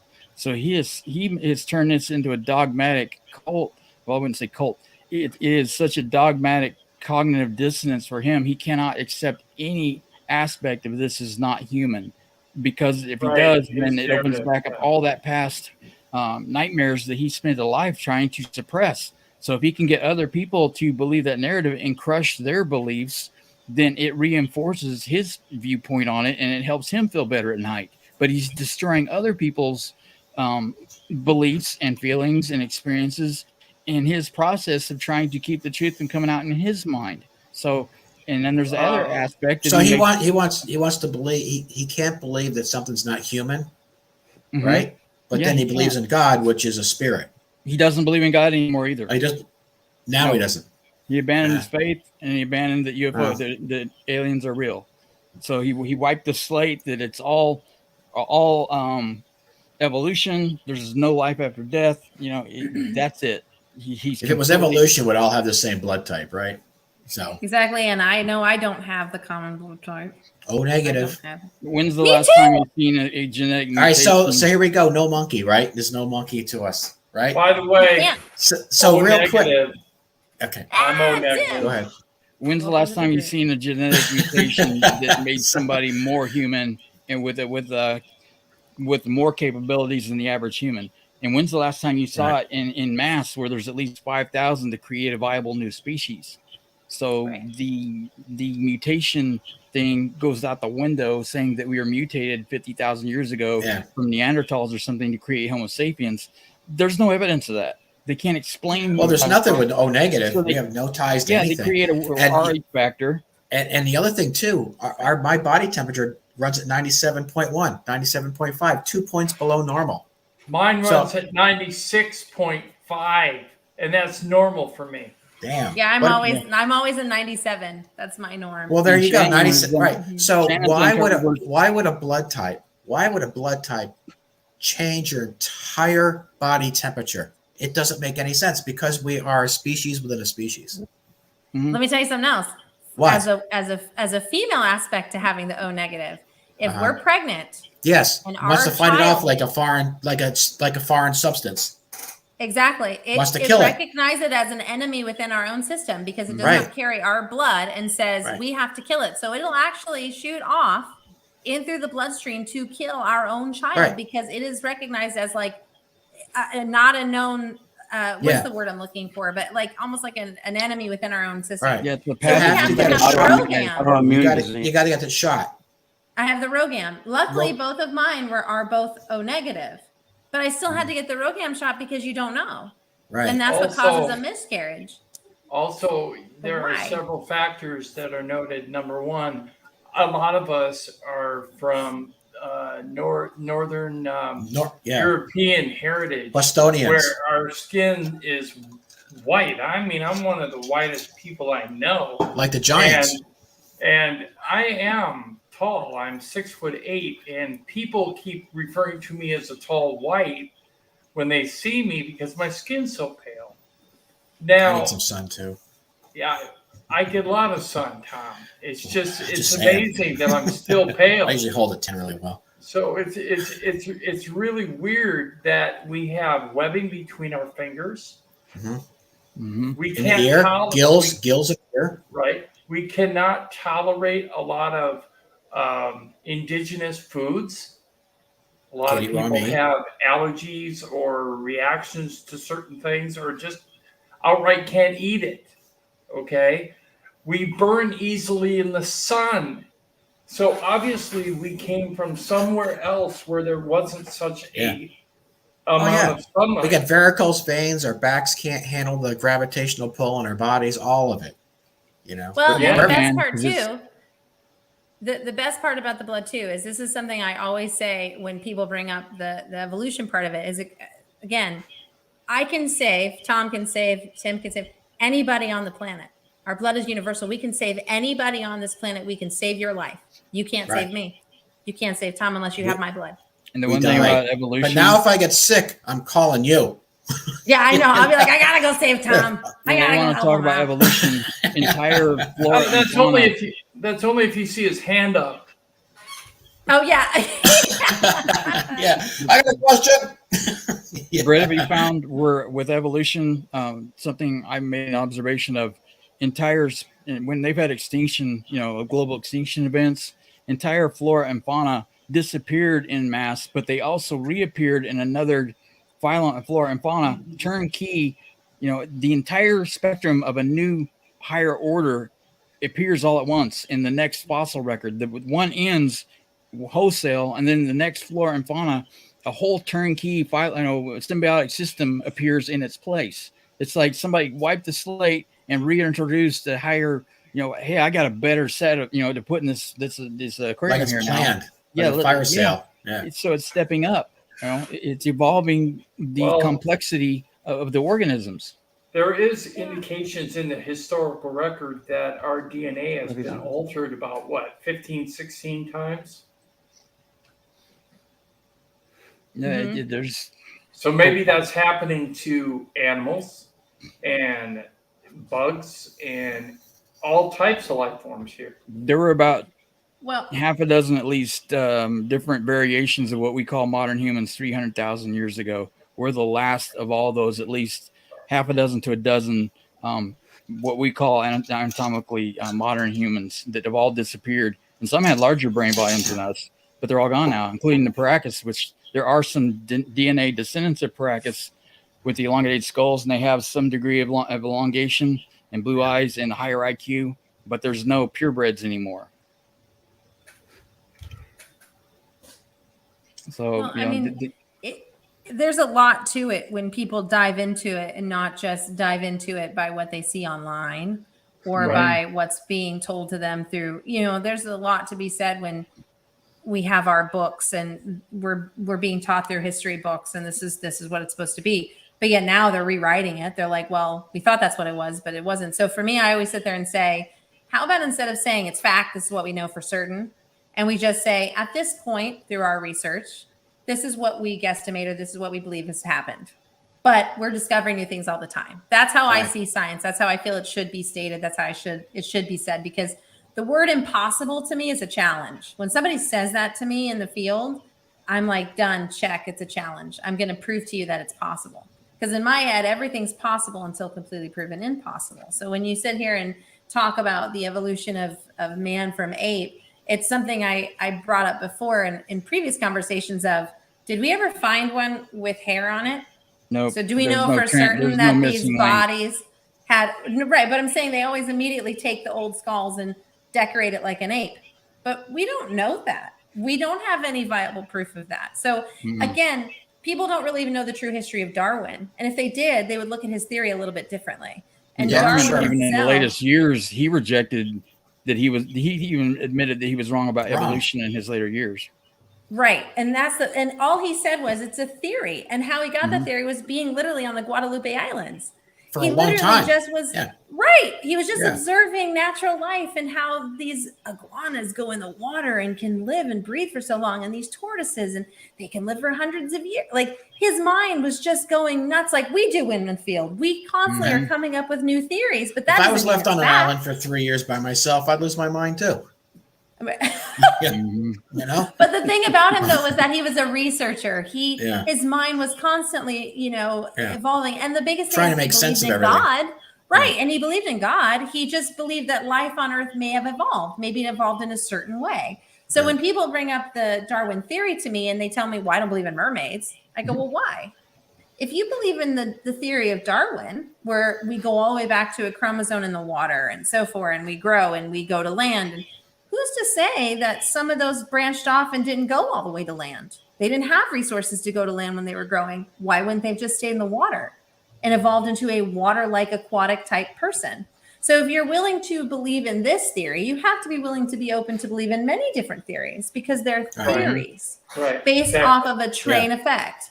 So I like to combat that, because it's a healthy combat, because I want people to take a step back and go, oh, wait a minute, I didn't know that. I didn't know that about Darwin. I didn't know that about this stuff, because it's fascinating when you actually read about it. So it's just funny to me, because I've always laughed at the fact that it's taught in school like it's a fact, but it's really just a theory. I was very angry when I learned that evolution was not fact, because they taught it like it was settled. That there was not even a fraction to debate it. It was concrete. And I believed it because I believed my teachers and stuff, and they taught it as if it were already settled. When I found out that most of it is gray and nothing in science or any other discipline is settled, 100%, I was not happy at all. I was pissed. I had to go back and look at everything like Feynman did when he came into physics. He's like, I don't want to know your theories. I'm going to go back and look at the first sources, and I'm going to build my knowledge base forward without your guys' bias. So don't tell me why you think you know what you do. I'll figure it out myself, and then we'll compare notes. And that's where the Red Books came in 1963. That ended up being used as textbooks for the next 10 years, because he completely overhauled all of physics doing that. You do. You have to really look at different sources. And like you said earlier in this conversation, healthy debate is good. Different theories are good. Different ideas are good. These are all really good things, but we don't really have a lot of factual evidence. Like there's no, people immediately think that, well, when the dinosaurs died off, then this happened, then this happened. But what they don't understand is that they've actually discovered that certain dinosaurs and humans existed at the exact same time. Yes, and then they've discovered that animals that we have still today existed with the dinosaurs, but they look slightly different. But guess what? They didn't evolve into something dramatic and different. They, like giraffes, they have elongated necks. They still existed with dinosaurs, horses, elephants. I could go on. Crocodiles and alligators, they're exactly the same, slightly smaller. That's the only difference. Yeah. And even dinosaurs are actually even sketched on the walls of pyramids. Dinosaurs have been etched in even into the medieval century. Triceratops on some of the Mayan temples, too. We have tapestries from the 15th we lived alongside century them with dinosaurs on them. Yes, but they all didn't just go extinct. It all didn't just happen. Right. You have to look at them again like it's just natural. It's animals. It's the way of life. I don't want to know what that happens. was. A fly. Yeah. What about people actually seeing prehistoric flying birds? Prehistoric flying birds. Like the Thunderbird? Or the pterodactyl. There was a London Times newspaper article in the 1500s that said that had that they saw a flock of them flying northwest out towards the sea. It was in a newspaper article from the 1500s that somebody had reported that it was credible enough that they put it in their paper. It was in a news. I've actually heard of modern day sightings. Yeah. Of the pterodactyl. Yeah, there are. Papua New Guinea has several sightings actually of that type of specimen. But even if you go to the Thunderbird, the Native Americans talked of the Thunderbird for the longest time and described them and even sketched them. If you looked at that thing, you'd go, "That's a pterodactyl. Mm-hmm. That's not like a giant vulture." So to think that we're all gone, no. Again, the key point is you have to go through history. Look at what they did. Look at the Congo. The Congo, we've had a dinosaur in the Congo for how long now? There's been exhibitions going down by Will Gibbons. These things have been going. There's a French explorer. I've been digging deep into that one for so long. If you talk to the native indigenous people there, they talk about how they kill this thing, and it keeps feeding their families for months. There's no caiman in freaking in the Congo that can feed your family for months, an entire tribe. Are you crazy? But yet every time that these explorers bring photographs, they pick the same animal. And I actually did I'll have to put it together and then share it to everybody. But I actually did a whole pinpoint on the existence that it is actually possible for that dinosaur and the dinosaur that they're talking about to exist. Just based off of the geographic of how our Earth was at the time that this dinosaur would have existed, based on the shift of the land and that it could technically thrive and survive still with the region of the Congo, because the Congo, being almost the size of Texas pretty much, is still very much unexplored because of the dangers in it. Right. So there is a lot to think about, and they're only saying this animal is about the size of an elephant. They're not saying it's this crazy thing, which means it would have to evolve to a size that was accommodating over time to fit into where it needed to live and thrive based on the elements around it. However, these indigenous people say, and I don't remember how to pronounce the name that they call it. It's like Makobi. Don't quote me. Just Google it. It'll tell you the name of the dinosaur. I don't want to butcher it and offend anybody. But anyway, basically it just means to stop the flow of water in their river. So when this thing would cross, the water wouldn't go around it. It actually would stop like a dam while this thing would go across or sit in the water. That's how it got its name from these people. That's not a caiman. There's one in the Bible that's described to that from the Middle East. It was not the one in the water, but the other, the behemoth, where it says it had legs like oaks or something like that, or a tail of iron and things. That there's an extinct hippopotamus that used to be like 20 something feet tall that they had found that went extinct. I'll have to look that back up. A while back, but it was huge, and it's in the Old Testament, and the description fits that now extinct hippopotamus that fit that description to a T, but it was like 20 something feet tall. It was huge. Wow. Now that's cool. I'm going to look that back up because I want to add that into my research. Yeah, hit me up sometime. I'll point you toward that. That'd be awesome. That a lot. Yeah, because I mean, if you think about it, we'd have mammoth. We would still have mammoths here today. We actually needed them for our ecosystem. We killed them off. Right. That wasn't nature's selection. Humans killed them off, eating them and oversourcing them. Well, we needed Younger them. Dryas for killed parts. most of them with the impact of the comets and stuff, but after that, there were so few in number that we did finish off, and because every mammal over 100 pounds was pretty much decimated from North America down to mid Peru and in Northwest Europe, and so the ones on the islands, the ones in Siberia were still in existence, and some on the island off of Siberia, I don't think they went out extinct until about 5,000 years ago. Right. And but we did that, and that's sad because we needed them for those areas for ecosystem reasons. There were reasons why they had to be there. And they're talking about reintroducing them now and recreating their DNA because they think they can save the frozen tundra by reintroducing them to that area, which I think would be an excellent idea. Well, and these are things that would benefit our Earth. Mm-hmm. Yeah. It makes sense. That's a good science. That makes sense in the science field to do something like this because we took it out. It wasn't nature selection. Even with like the asteroids, that wasn't nature selection. Our planet didn't all of a sudden just throw itself in front of a bunch of meteors and expect it to wipe out a lot of things. I mean, meteors happen. We are gauging them all the time as they're flying by. So how it affects us, it affects us. The trend is that in the last 200,000 years, humanity has been set to the brink of extinction every 2,000 to 3,000 years. This last 5,000 years is the longest run of humanity that we know of in at least 200,000 years because of the Milankovitch cycles and things of that and precession. This is the longest run of 5,000 years we've ever had as a human species, where we miss that. We go through these precessional cycles every 26,000 years that put us in the path of a lot more chance of being hit with an impactor in space, because we go from a back lane highway, back lane dirt road to the busy 8-lane highway during those time periods. And sometimes we get hit, sometimes we don't, but most of the time we get hit. This last time around we didn't, and you can call that just good luck or something. You can look at the ancient manuscripts, not just the Bible, that do say that they were spared after that last flood at 3000 BC. Rob, they are forecasting that in 2030 that the asteroid labeled Apophis 2029 is heading toward us. I've actually heard them alter it from 2029 to 2030. Yeah. And if we can't come up with a technology to divert its trajectory, it's most likely going to be a direct impact. I've not heard about that changing that yet. I keep an eye on the NASA on the near Earth object forecast. Yeah, that's great. You won't sleep now for a while. Sorry, NASA's actually working on it. They actually anxiety. got some technology where they went out to an asteroid and tried to push it. Yeah.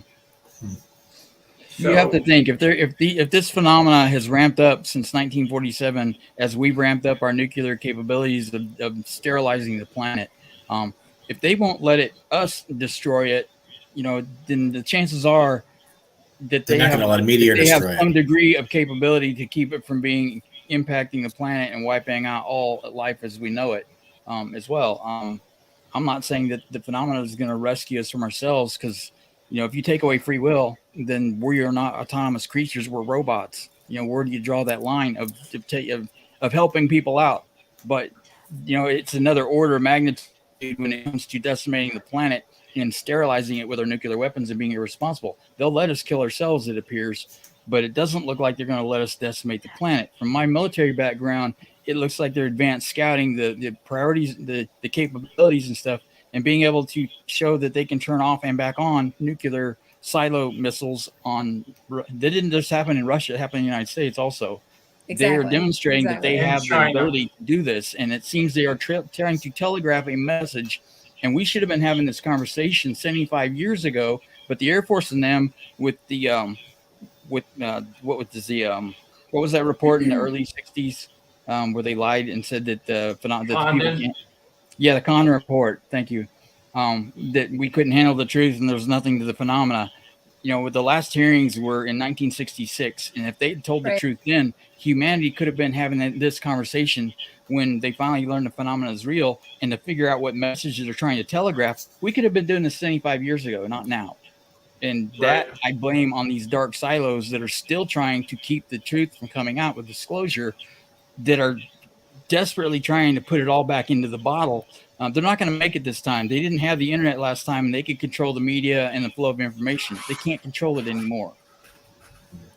A little bit they can. No, because they do try. Your main media sources are going to be heavily rewritten, reworked, and everything. It's the public on their own personal pages. If you notice, I've noticed a trend. If somebody says something that it could be questionable in regards to judging the government when it comes to extraterrestrial or kind of combating them, they go in Facebook jail.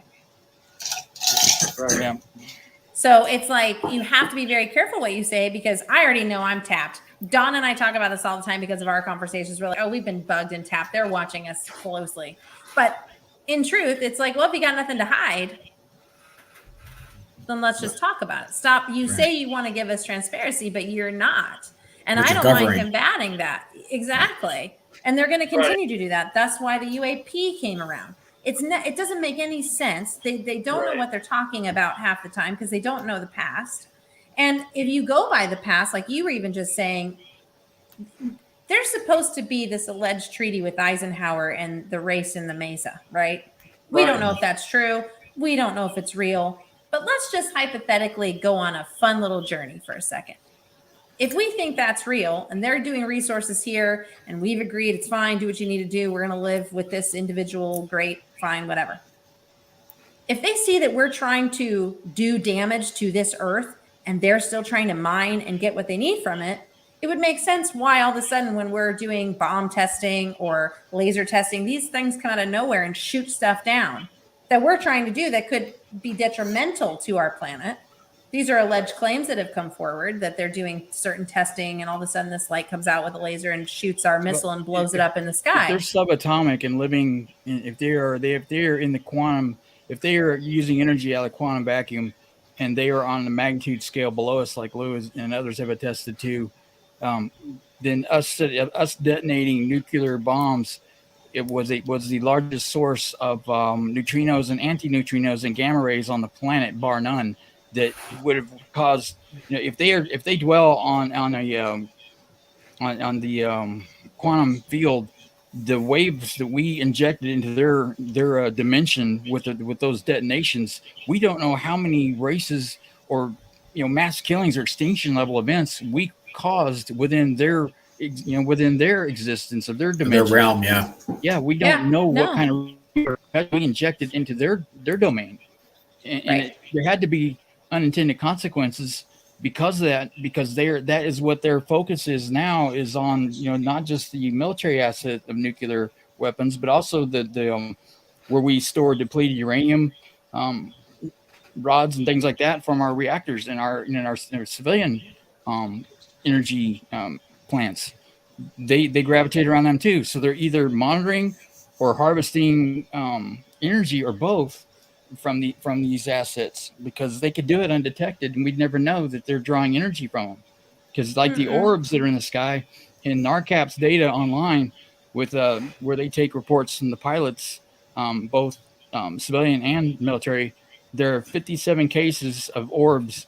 Some of them were, I think, as far as 50 miles away, that caused temporary systems failure of the electronics on the aircraft that came back online again after they were gone.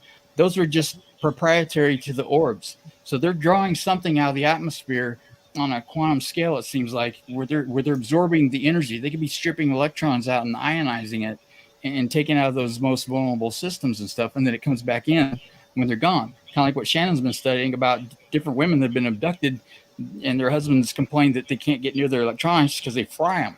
So, what's the incidence of experiencers getting near electronics that smoke them out? That's something fascinating that we've been studying. I actually know somebody that does that, and it's Melanie Kirchdorfer. When she gets close to electronics, she fries light bulbs. And I think she even started her husband's car at one time, or at least shut it down. Mm-hmm. I don't remember exactly. Tom, can you expound on that? Yeah, I've heard quite a few instances where she's, driven down the road and a light will pop, a light will pop, a light will pop. Who knows if she's actually doing that or if it's coincidental or what have you. But it seems to happen an awful lot around her, and I've talked to her in depth about it. So it's hard to really say. Yeah, it's hard to say exactly what's happening. I know that I was on a one second, Shannon. I was on a interview with her, and I will say this, and this I have a picture of. We were talking just like we are here, and I had taken a snapshot with my phone just for the heck of it. And after I blew that picture up, after the show was off the air, I noticed that there was an individual leaning against the back of her sofa. I think, Tim, did you see that? Did I show that to you? Yes. And it wasn't there because it was almost like it came out in the picture, but it was never there in real time. Our eyes never saw it. So I did see that. And ever since then, I'm like, yeah, because there are times, right? You go, I don't know, right? Yeah, you want to, let's look into this again later. We'll circle back around to it. But this was so blatant. I mean, it was, we had the show. It's, you can actually watch it on YouTube and it's not there. But on that picture, that individual was there. It was very strange. Very, very strange. Wow.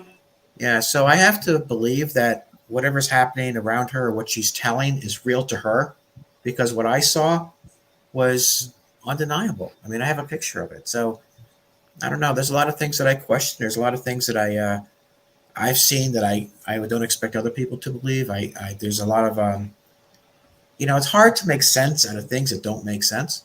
Yeah. What were you going to say, Shannon? Yeah. I'm sorry. Yeah, Shannon, I'm sorry. Yeah, I'm trying to make sense out of this whole blowing light bulbs, because it's the story has been popping up here and there from different decades, right? And I'm just using some common sense here. These folks have implants. That's my theory.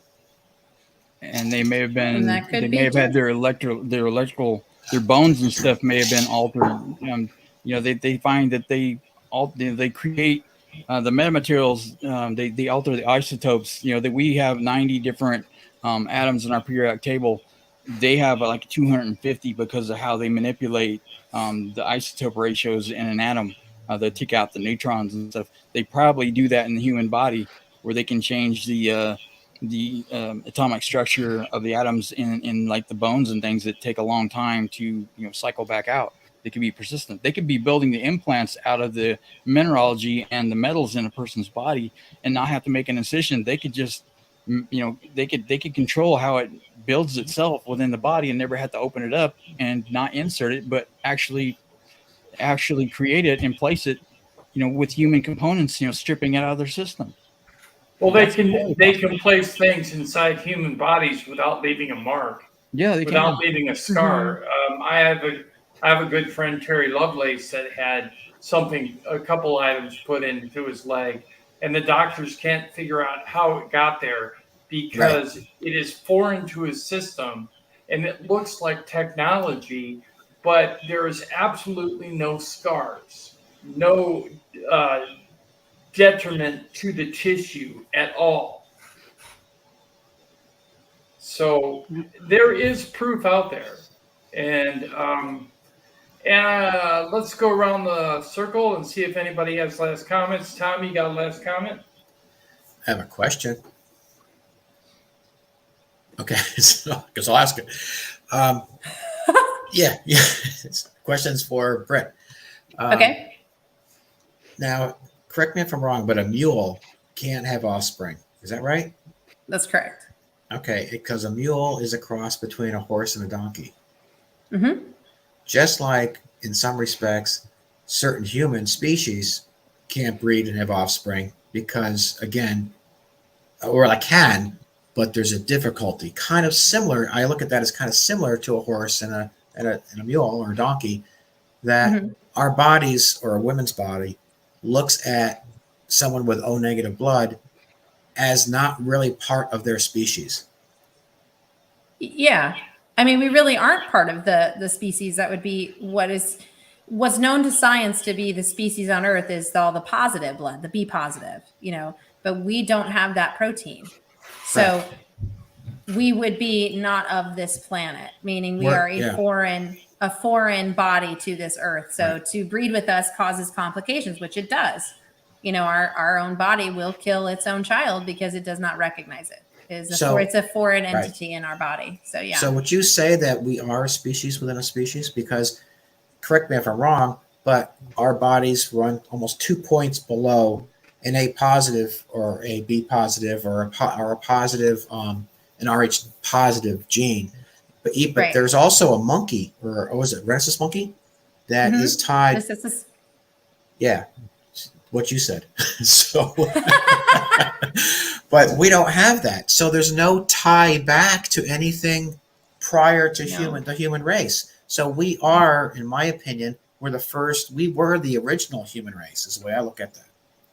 Because otherwise... And we could have been. Yeah, we could have been. I mean, it would be fascinating to me to look back through like the Egyptians and things like that to see in some of them because their intelligence and the way they did things and how they worked. Yeah. And there's just certain races that I look back and go, I would love to know what their genetic gene was. I'd love to know what their blood type was, because there are just so many things.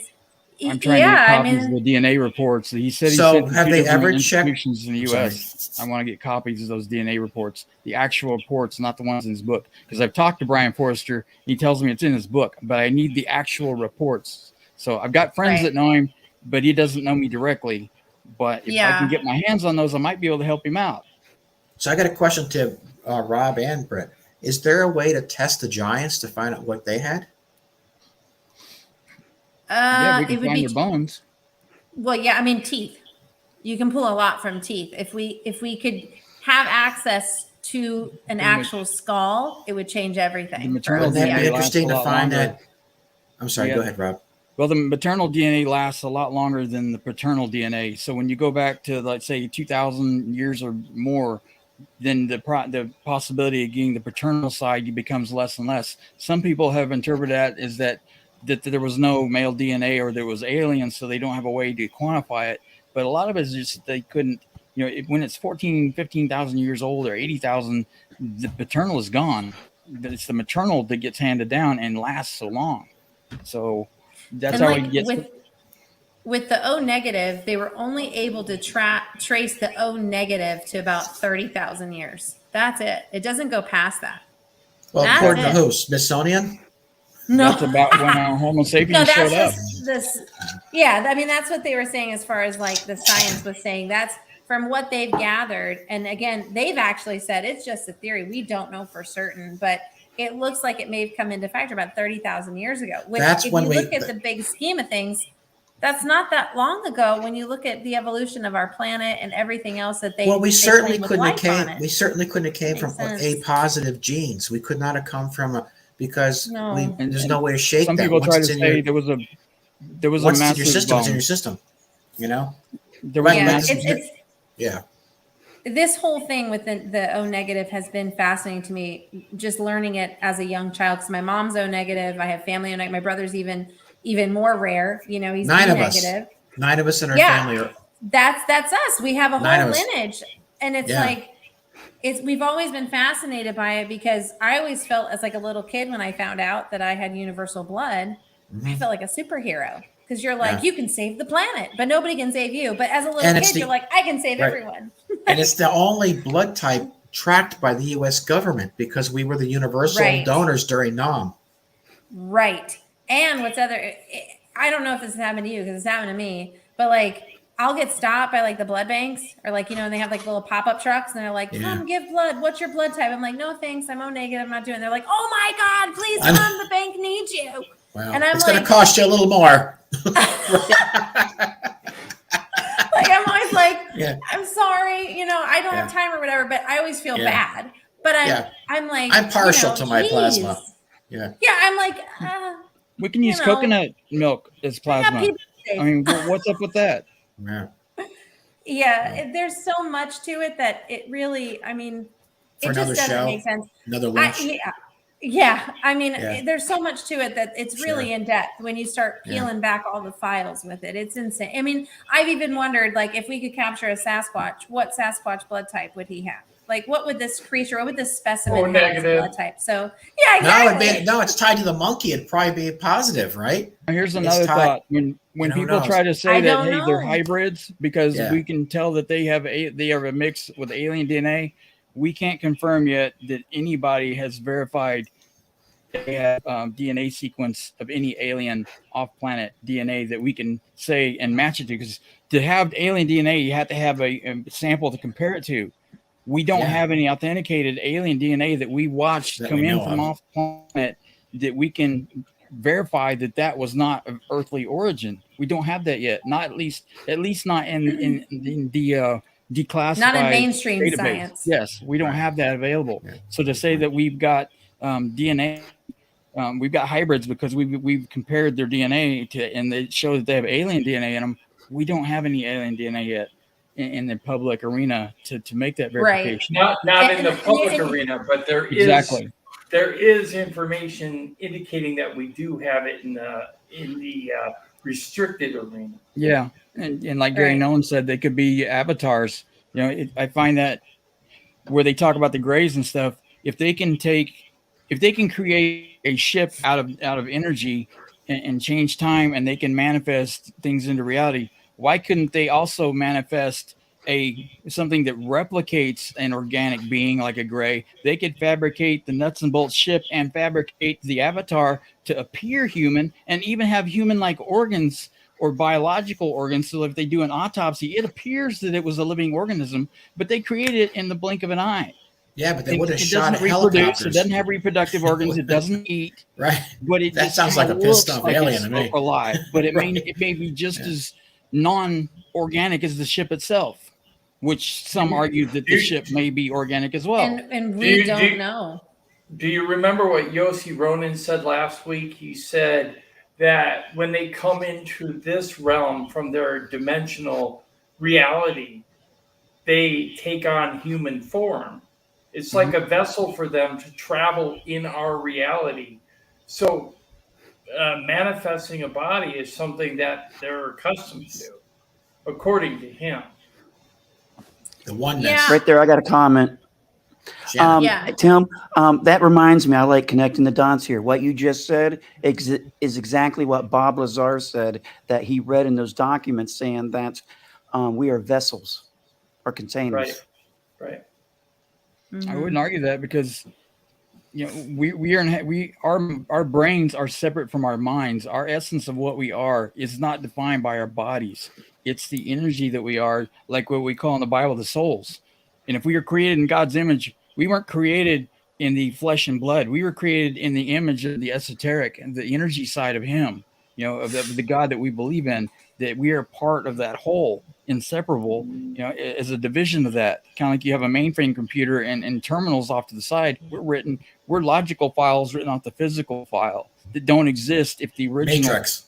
Yeah, if the original disappears, we do. And I'm not subscribing to one theology and pushing on anybody, but the premise across the board holds true with that. You can call it source, you can call it God, whatever you want, but we are an indivisible part of that exists outside of the body. So when we have lucid dreams or out of body experiences, and we'd leave our body at night, or when we're having an out of body experience, our mind is out of that. And they talk about possession where it could come in and inhabit that. Then in that essence, we would be considered vessels. And we really don't know what happened in the Garden of Eden, that we became, where we have to die once in the flesh.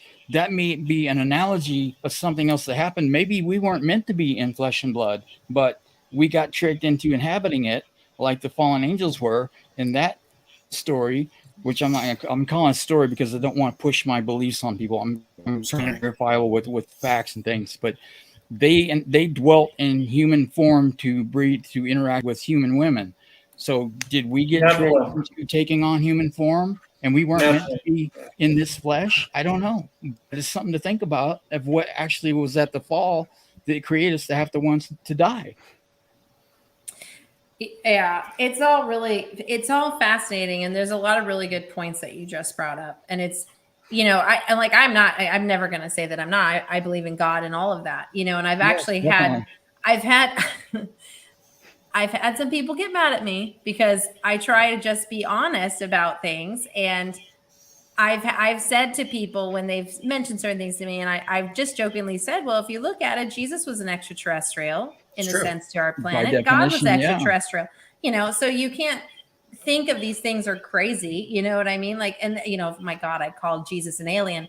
Well, he was to this planet. His father was not of this earth. So however you want to say it, that's just the fact. It even says that God created the heavens and the earth. So the earth is separate and the heavens could be space. Mm-hmm. Yeah, I mean, we really don't know, but there is the one key that I like to bring up quite a bit. And I have people say to me, oh, you can't believe the Bible, it's written by man. Well, every book you read in college has been written by man. So let's just slow down a little, because the one point I love to make is in the documentations. It says that he sits above the sphere. Now we're looking at something that was written how many years back? That's quoted, he sits above the sphere. How would anyone at that time know that the earth was a sphere? Yeah. No one. We couldn't space travel. We couldn't go above the earth. I talk to people who still think it's flat. Yeah, I know. And flat earth theorists are still around today. However, we really believed that until like the 16th, 17th century, because of our way of travel was all by boat. And it does. If you look at the ocean, when you're on the ocean, it looks like it just drops straight off like that. Unless they were referring to the sun as a sphere, not Earth itself. Wasn't Galileo's protege that was burned at the stake for saying that the universe didn't revolve around Earth, it revolved around the sun instead? And that's what it got. I think it was it Copernicus? I can't remember right now. But anyway, he was more careful and nuanced about how he said it. So he only got life imprisonment within his apartment. The other guy got put to death because he suggested that the earth wasn't the center of the universe that God created, that the sun was. So they put him to death for that. And they put the other guy in imprisonment for the rest of his life. That they figured that out. But But I mean, all these things are how would they have known this type of knowledge unless it was given to them? So these are things that I like to touch on. This is knowledge that was provided to them. Here's one that'll blow your mind. The Aztecs, the Egyptians, the Romans, the Greek. If you read their literature and you read their work, they talk about this. They talk about the knowledge that was given to them from the people from the stars, from the sky, the star people. These are things mentioned. People overlook. They don't want to talk about. But whether they're angels, whether they're aliens, it was still knowledge given to us to help us grow.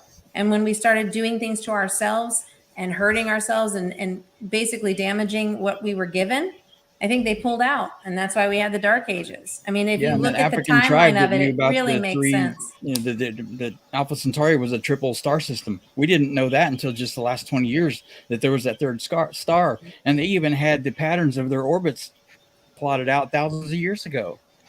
How did they know? Well, that was my There's so much last to it. question, Tim. I hope does anyone have one last thing to ask? Well, it wasn't a question that I was asking. I was asking if anybody had a last comment before we Okay. wrap this Yeah. up for today. I'm sorry. I've got I'm one sorry. thing I want to tell. See, Share with I promised to Brittany that we would only go an hour, but we've gone way over 2 hours. 2 hours. Yeah, She- she's she will like fantastic, this. man. She's She friggin' will like brilliant. this. Yeah. 'Cause I can't. I can't believe she's going to be a UFO Expo. I I'm can like, get that's her cool. the documentation to exciting. follow up with this. But where it says that the Eve was taken out of the rib of Adam, where that would leave him with 31 Yes. ribs instead of 32. Yeah. If you look at the genome count with the X chromosomes, women have 32 pairs of matching chromosomes. Men have only 31 matching pairs because of that. So that analogy with the ribs was actually probably talking about genome count. So yes, man does have 31, where the women have 32. 32. So Mhm. they knew about genetics in the Bible. How Yeah. Listen, if you figure go that on out. the Bible perspective, God basically says, "My people perish from lack of knowledge." yeah. So we And to we not- ourselves are detrimental to ourselves if we don't. Our brain is a muscle. If you do We're not not meant to continuously understand it. work the muscle, you're never going to expand or work past the 10%. So I always believe that the more knowledge you have, the more you can push yourself to limits or further your own personal education and push that muscle to grow more. I think the more we can become more aware of a lot more than we currently are aware of, because our mind can be a lot stronger in our brain, but we just don't push it to that far. We just don't do it, and we should. Yeah, I agree. Yeah, that's the last I've got. I'll let you go on my behalf. But Okay, Shannon, any last comments? He's waited like a half an hour to say that. I was once We had told 2 hours. Bless his heart. the reason why we only have one mouth and 2 ears, because you got to listen twice as much as you talk. And I think I did my job quite well this evening. Thank you very much. Yeah, I've you just learned wouldn't a lot shut from up. you guys. Yeah, we couldn't get an edge in Yeah, my a word in Lord. edgewise with you, Shannon. It was just Interrupting everybody. It's really, awful. really yeah, man, tough. you're just rude, dude. Man, I don't want to say it, but simply did. I'm not a panelist. I'm an audience member right here. I'm like, yeah. Hey, Give it up for Shannon. one thing before letting Brittany go, we want to say thank you to her for participating with us this Yeah, for evening sure. and talking over everything underneath the sun, which was fantastic, by the way. One thing we want to advertise is that Brittany is also part of UFO Expo on October 1st and 2nd in Palm Coast, Florida. Palm Coast, yeah. And I do have a trailer. I got 2 of them, so let's play one of them. Oh, Here's one that I omitted last week that I brought back this week. Here we go. All right. Okay, so Tom, I played that for you. Yeah, my Okay. band from Orlando. Yep. Yeah.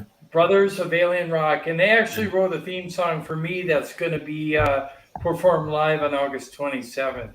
That'll be really cool. They're playing actually Saturday night. I want to make sure everyone knows that. They're playing Saturday night at my event.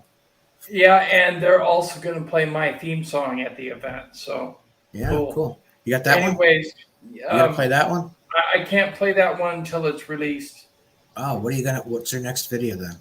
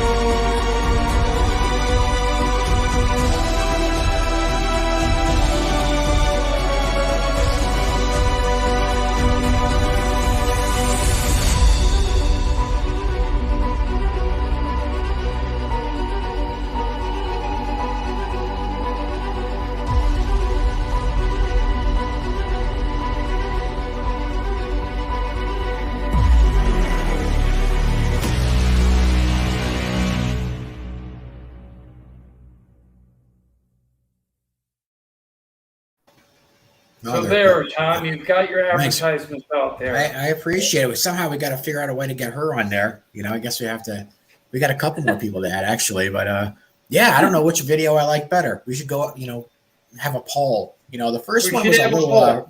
racier, but Racier, yeah. But yeah, so Saturday we have the VIP party. It's kind of more like more of an expo, more fun, and then we're going to raffle off the Stevie Ray Vaughan guitar, or the guitar from the Stevie Ray Vaughan family, and then I'm thinking Brittany might want to talk on Saturday because it's more flexible for time. She can have all the time she wants. Sunday is pretty much your traditional, conference. Grab a drink, sit down, listen to speakers, that kind of thing. So it's kind of two conferences in one. So for those watching that video, they're like, "Oh my God, what was that?" It's like it's actually a party on Saturday and more structured on Sunday. Yeah. So, There's going to be a lot of interesting people there and a lot of big names. So please, if you can afford to go or you're in the area in Florida, please check out UFO Expo 2022. And that's another thing too. It's like a third the price of the International UFO Congress. It's on $99. For everything. Yeah. So anyway, hey Britt, thanks for offering to come. It's going to be great to see you there. And I'm excited. This was a great show. It's rare that we can talk to somebody for 2.5 hours and still go, you got anything else to say? We're still like hanging out, right? There's times we have a show, it's like an hour. We're like, oh my God, is it an hour already? What I mean? So friction burns. Yeah. I want to thank everybody who watched online. I want to thank everybody who participated in the chat room. Thank you for coming this evening. And from all of us online on the panel, we want to say good evening and good night. Thanks. Good night.